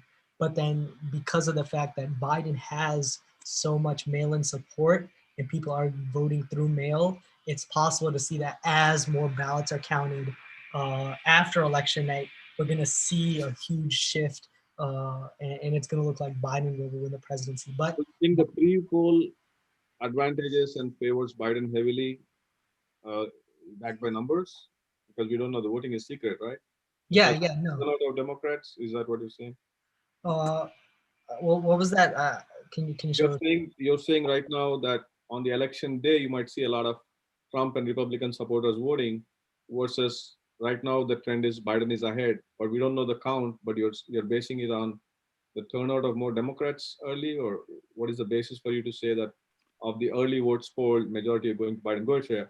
So just one thing to add related to that is if you look at the not necessarily policies, but what has been going on in regards to campaigning between the two, Trump has been encouraging a lot more in-person campaigns, in-person things like that, like meetups. But Biden has been more like virtual and like not as much in person because of COVID, right? Because he feels he has the COVID support in that sense because he wants to practice social distancing and all that. So I think that could be one of the reasons why there could be many Republican supporters voting in person rather than, and then the more Democratic liberal ones are voting mail-in. That's just something that you can think about just based on how the campaigns have been going for the two candidates. So I just wanted to Rohan, and if you both agree, I think Vincent is happy to jump in there. Absolutely, yeah. I agree with Rohan and Shreya. They are making valid points, that same points that I was thinking. Absolutely.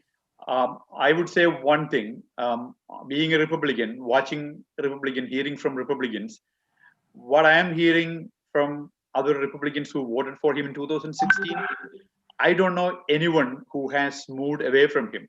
I see a lot more people who were really concerned about his typical behavior are now solidly behind him because he didn't really screw up. So all his actions were given more credit for. So what I am seeing on the ground is not really what I am seeing in the polls. So I am thinking he's going to win all the states that he has won, plus one or two, maybe Nevada and Minnesota, from what I can see. And the polls, as far as I can see, I received a couple of calls in the whole election cycle this time.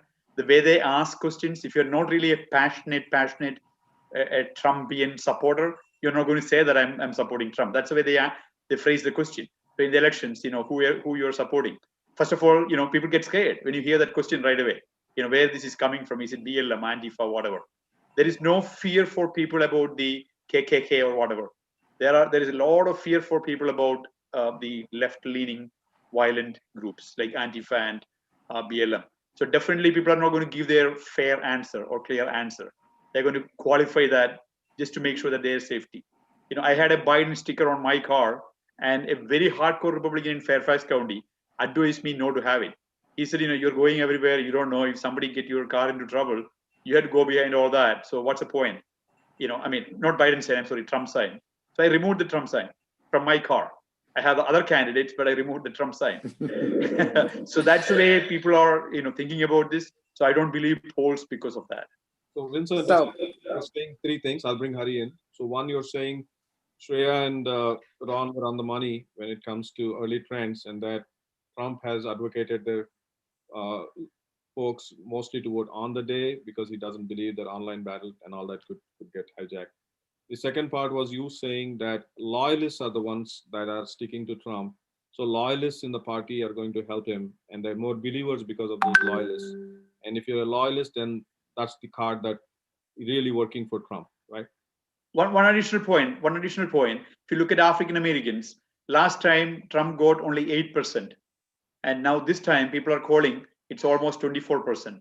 And if you look at Indian American, last time we had only 15%, 1.5. And this time, even a survey, again, Indian Americans are pretty shy about telling about their support for Trump. But even in that survey, we got 30% Indian Americans supporting Trump. It's almost double, right? So same thing with Hispanic, 40% supporting Trump. So that is all pointing in the direction of a Trump victory. So let me unpack some numbers for one second. Let me unpack some numbers for everybody.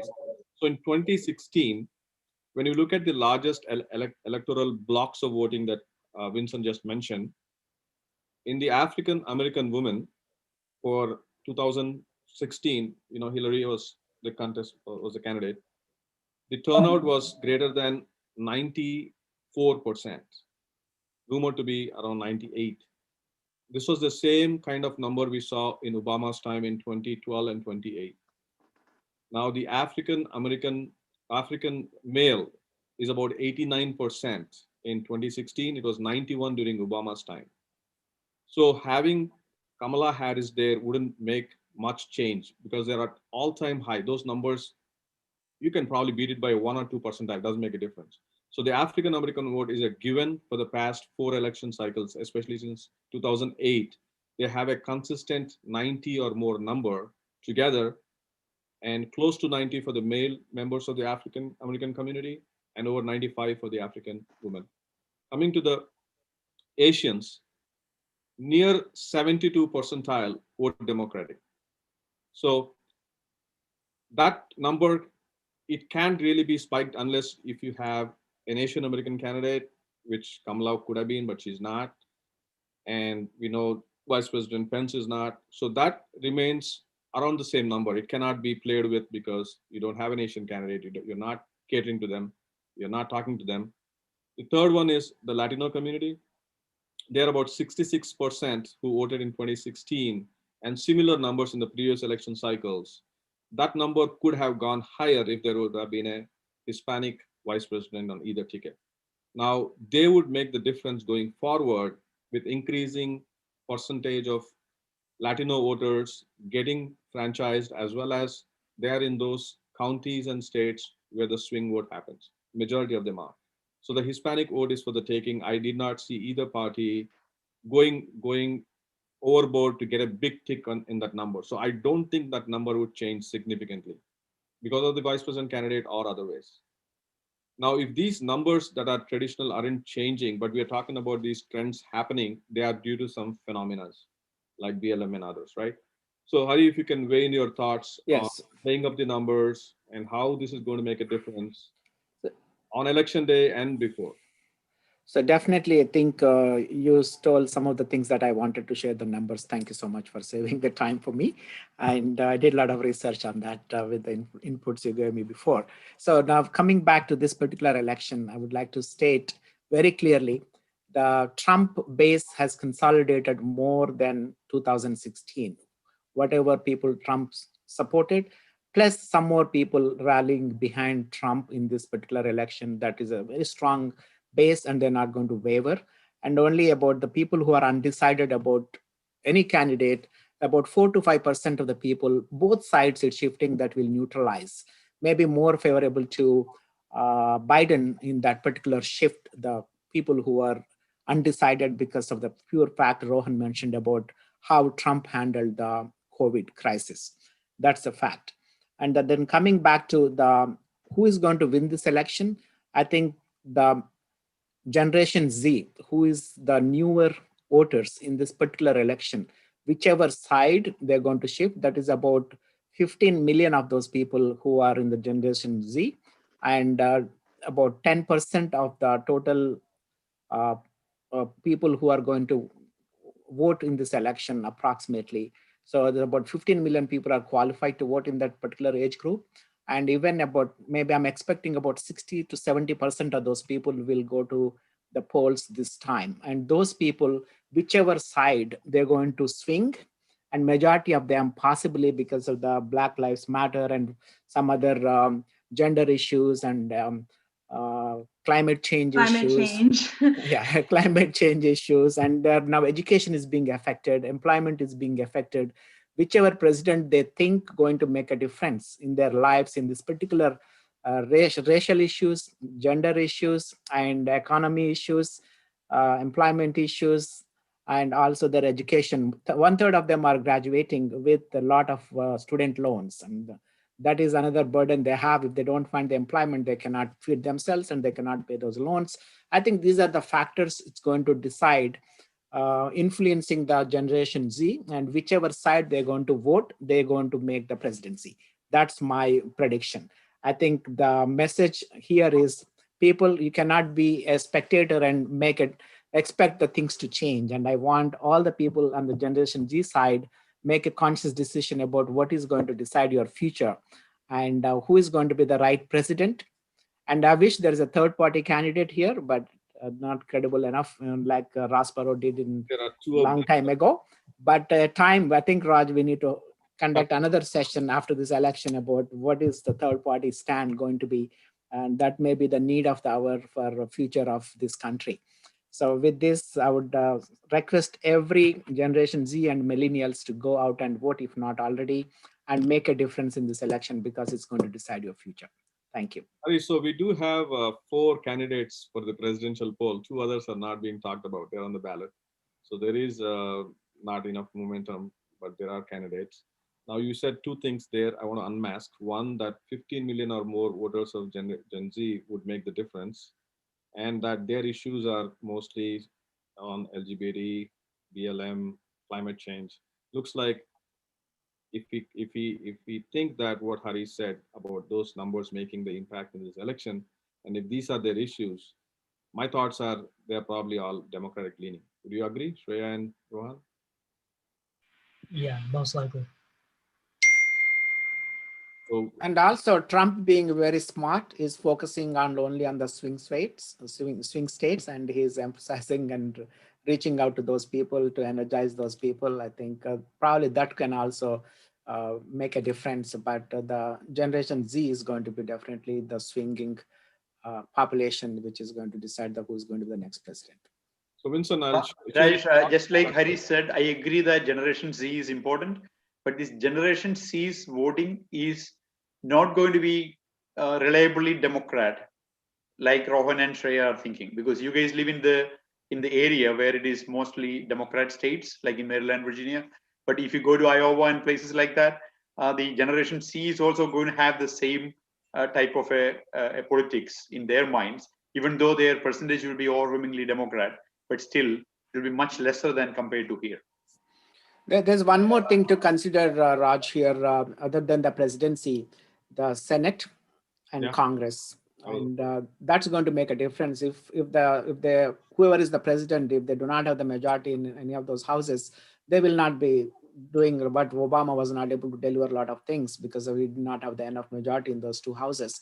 In this case, I think that is also going to make a difference. Even the president gets elected, if there's no majority in those two houses, he cannot really perform the way he wanted to. So currently 538, as you know, Nate Silver's data analytical board, they actually called Hillary in 2016 proved wrong, but generally they go by data, statistics and numbers. So they mentioned three things. One is that Biden currently has a 90 in 100 chance to become the 46th president, which leaves Trump with only a 10% chance, but Trump will take any chance, even 1%. In the re-election. In the Senate, Democrats have a 78 in 100 chance of taking control. And in the House, they have 98 in 100 favorite to keep the House. So these are the current numbers with over 100 million early voters by Tuesday and the rest on election day. So I think we can come back on 7 p.m. Tuesday night to see what actually unfolds. Your final thoughts for today's event, starting with Vincent and then Rohan and Shreya, and Hari will conclude the program. Thank you, gentlemen, for joining me, and lady. Sure. Yeah, it was a great event. Thank you so much for making me part of it. And this is very important. You know, we have youth like Shreya and Rohan who are seriously looking into different issues and trying to be whatever they think in their capacity, what they can be to the community by showing that leadership. It's very impressive. One thing that I wanted to, ask Rohan and Shreya is to make sure that there is this difference of opinion that is being encouraged in the environments that you are in, because it's very hard as a youth to have even a moderate position on something, or even kind of a neutral position, because I talk to my kids and most of the time the biggest thing that they bring it back to me is their image when they support Trump or when they support Republican Party. I'm really concerned about it because that's not a good trend. So, but when I'm watching you guys, I never felt that you're extremely biased in one way or the other, which is very good. I'm really seeing that as a positive thing. So what I am saying is, in your leadership circles, wherever you can influence, I would really encourage you to make your friends think and come up with their own logical decisions instead of just going by whatever they hear, that all the youth is kind of all Democrats, or it has to be that way. Think about what can happen with some of those policies, think into like 10 years, 20 years, or 100 years into the future, and then you say where things are going to go, and that will allow you to kind of have a balanced thought. That's all I have for you guys. You guys are wonderful. Really appreciate you, for whatever you're doing for the community. And thank you, Rajesh, and definitely Hari. Thank you so much for this opportunity to be a partner with you on the panel. Sure, Vincent. You'll probably join us back on Tuesday night. We'll continue a lot of things that we've been doing together. So what you touched upon is about one having their own convictions and to stand by them when you're and don't yield to pressure about peer pressure and others. So the whole purpose of education is actually to create conscientious citizens, somebody with good morality, integrity, ethics, able to respect and abide by legal financial compliance. And ultimately, you're a conscientious citizen. You do things that are right on your own without somebody telling you. And part of that is having convictions and this developing this nature that will stand by in test of times, in test of truth, in times of pressure, these things. So Vincent has championed some great advice here for the youth. Shreya, and you want to go first? Shreya, Rohan, you want to conclude today? Anything you want to say? Mhm. Yeah, so yeah, thank you so much again for this opportunity. This was a very insightful discussion just to hear from different sides about these important issues. I would just end with, at the end of the day, it's going to be about the future. It's purely about the future at this point, because we need to look, in this case, we need to look pretty far into the future to see how the nation as a whole, the people as a whole are going to end up. And I think that's how we need to go. And there are some, obviously this can get very politicized, and understandable because it's politics, but I think there are certain issues that need to be of priority because they are issues that affect everyone regardless of their red, blue, or third party. And whether they're approached the same way, they're not going to be, and that's okay, because that's what I think Dr. Hari was talking about, finding that middle ground. I forgot who, I think it was Dr. Hari who mentioned the middle ground, finding the, again, the middle ground between the issues that affect everyone. And right now, the main issues that are being talked about, like COVID, climate change, education, they are affecting everyone, regardless of whether you are a youth, an adult, a conservative, a liberal. It's going to affect everyone. I think we have to go with that mindset of, if these issues are affecting everyone, we have to listen to everyone, listen to what everyone has to say, and then work through it without just blatantly blaming the other side for not doing something instead of giving an alternate solution. I think that's what is really needs to sink in, I think. And that's what I've heard from a lot of other youth, from like watching the debates, watching the campaigns, just waiting, patient, and listen to what the other side has to say. And I think from there, we'll be able to repair and reinvigorate our nation to be the best that it can, be. One of my pet mantra was look, listen, learn, and only then you grow. Now you brought about the middle ground. So Hari mentioned about getting diverse groups together, like he did for the Telugu event when globally a lot of organizations came together. And Vincent talked about commonality, to find where we are all on one side of the fence and we can start working from there, and then chip into where we need to, what needs more work. So both of them spoke the same language, different ways. So continue your spirit of volunteerism. Hope to see you here with your sister on on Tuesday night, along with your friends. If you want to have a spirited dialogue on this and continue a little bit of contribution, and also hear from you heard the wise men on here, along with Ron, who had to leave. So continue to what to do, and I'm sure Rohan, your time will come. Being a team man, I always say this: team stands for together, everyone achieves more. Anybody will tell you she cannot do anything without a team. So we are an integral part, and just like the wolf and the pack are inseparable, wolf is what the pack is, and pack is what makes the wolf. So working together as a team is the hardest challenge. When I was young and I was working in IT, and I've seen a lot of youngsters leaving early and not being so attentive. One of my manager, Tim Cox, who worked with Michael Dell, he said, look at your hand, Raj. Your thumb is not like your other fingers. So if you're the thumb, don't expect others to be the same, but together you're a punch. So team has different people, and part of my learning with working in socioeconomic space was with youth. And there were a few things that Dr. Kalam had mentioned. The fourth one he said was be unique. You don't have to be someone else. You don't have to be like somebody else. You can take the best of their qualities, but you don't imitate them. You got to be your own person.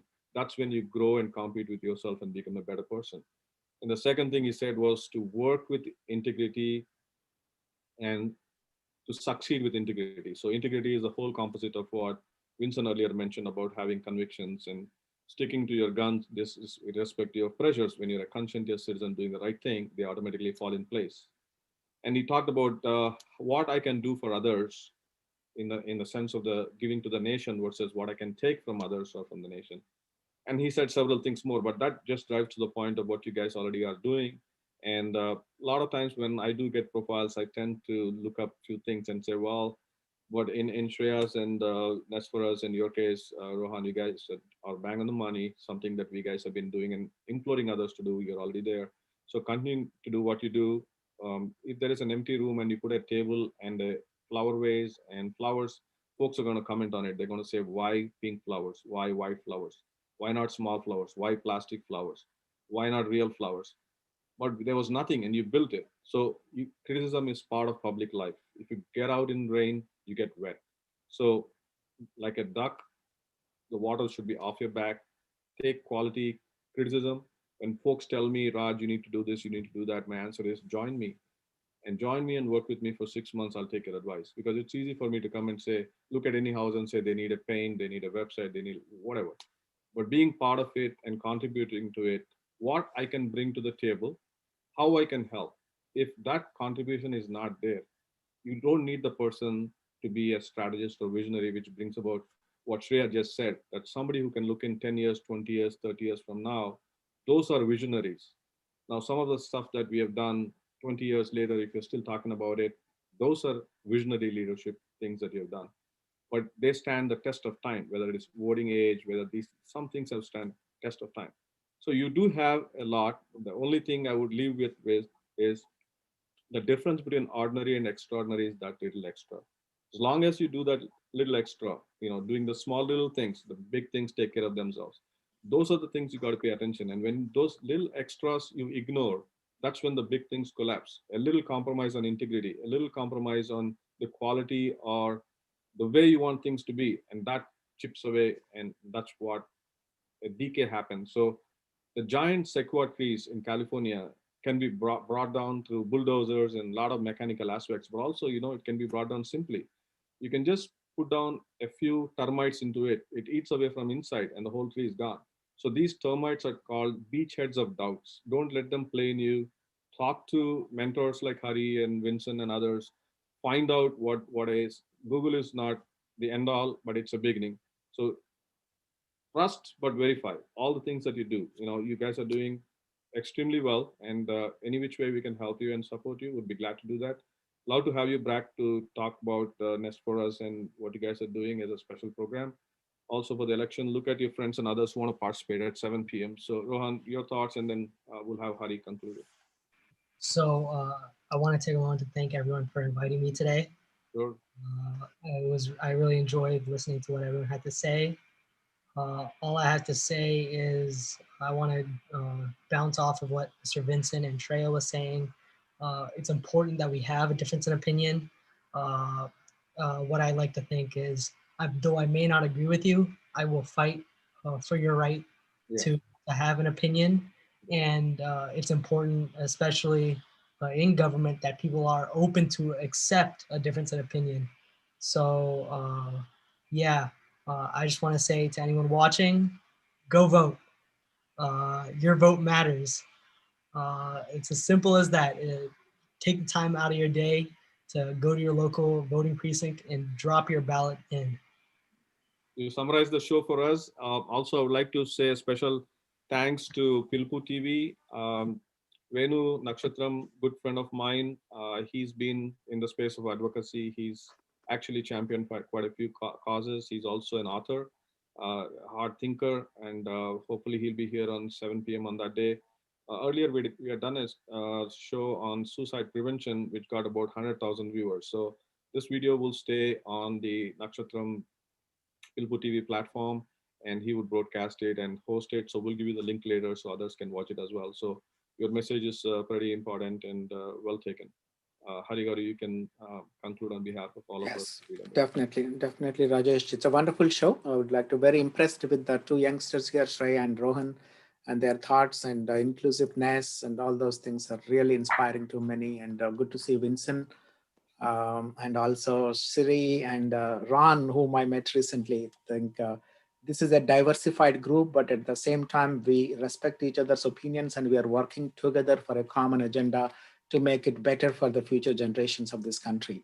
And I would like to, friends who are watching this show, please think the president elected is going to be a president for the United States and a world leader moving forward, because there's a big vacuum out there. China is trying to overtake both financially, and that is going to drive the politics because they have invested in many countries, and it's our responsibility to make sure that we protect the democracy around the world because it will definitely endanger.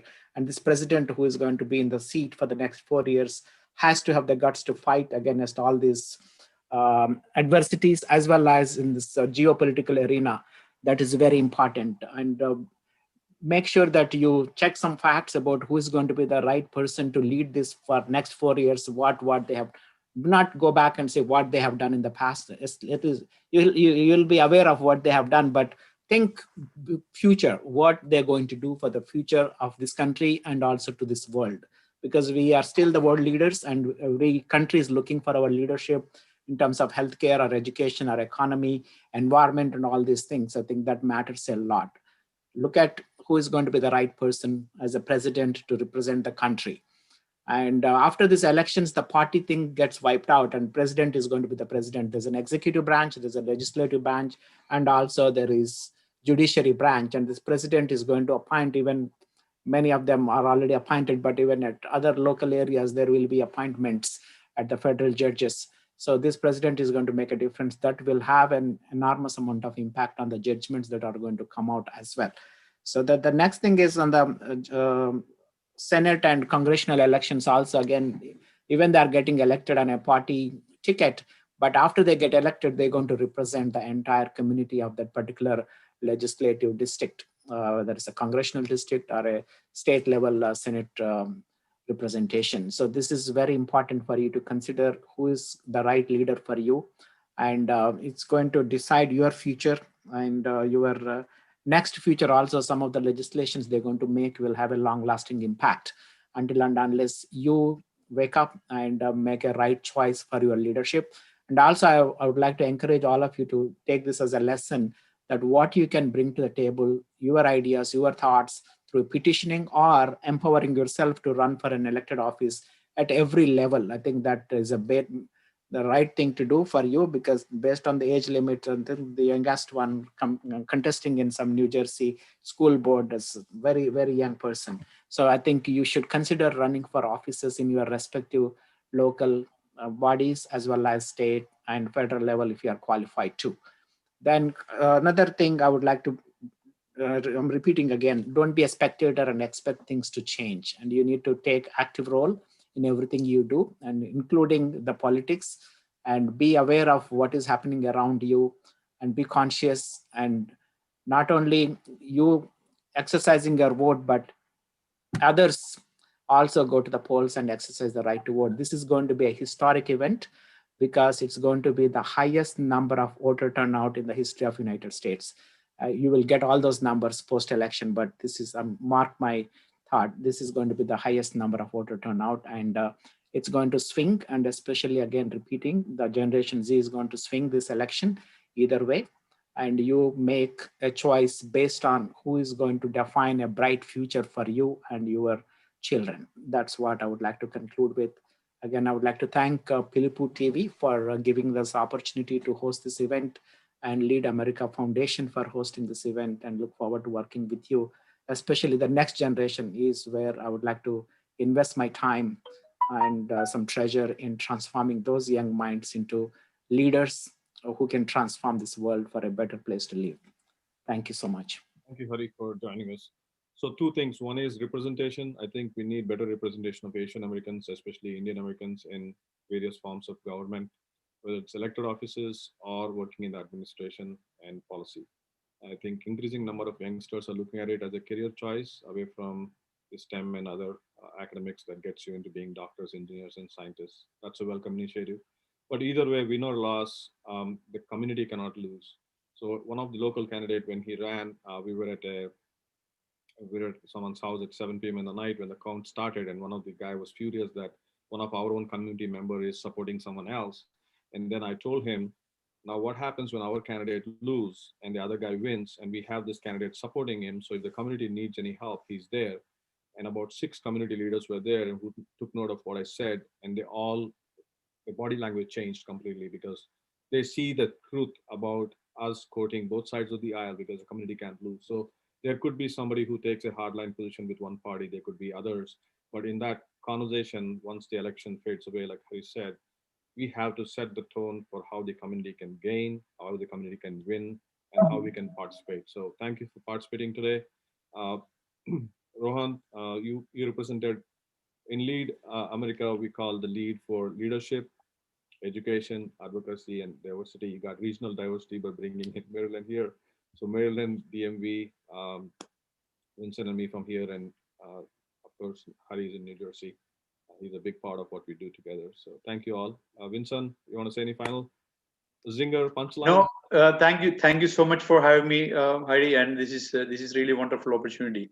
I think you guys the kids should be volunteering somewhere in the next 2 days. I know there is a lot of activities going on, and get other kids also to get involved. Because I'm just telling from my personal failure that I am seeing, because even though I am so heavily involved, my kids, I can't get them interested in politics. To watch them news or whatever. They're in their own world, making money and not really worrying about anything what's going on. I say, we are talking about your money. We are talking about your taxes. We are talking about your future. Why are you not showing interest? Come on, nothing is going to happen.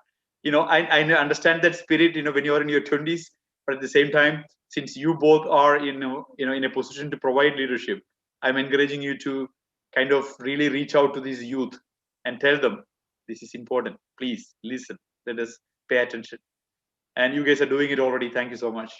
Yeah, let's get half a dozen or dozen of them on Tuesday night. Let's plan it separately. And Vincent, it's going to happen. The sequence of learn, unlearn, and relearn. When they learn it from themselves, they'll come back. And most parents will say exactly what you said. And if I have your kids on the show, they'll say something that most of our kids would say together. So thank you again. When I ran for school board, they both endorsed me and wrote in the Facebook. The first time they started writing politics on Facebook. but touched, and you were really touched with that, and you shared that note. So good luck with future efforts and campaigns. And thank you, Hari, and thank you for joining. We'll talk to you soon. And thanks, PILUPU TV. Thank you. Wish you all the best. And just go TV, get out and vote. That's the last word I would say. Thank you.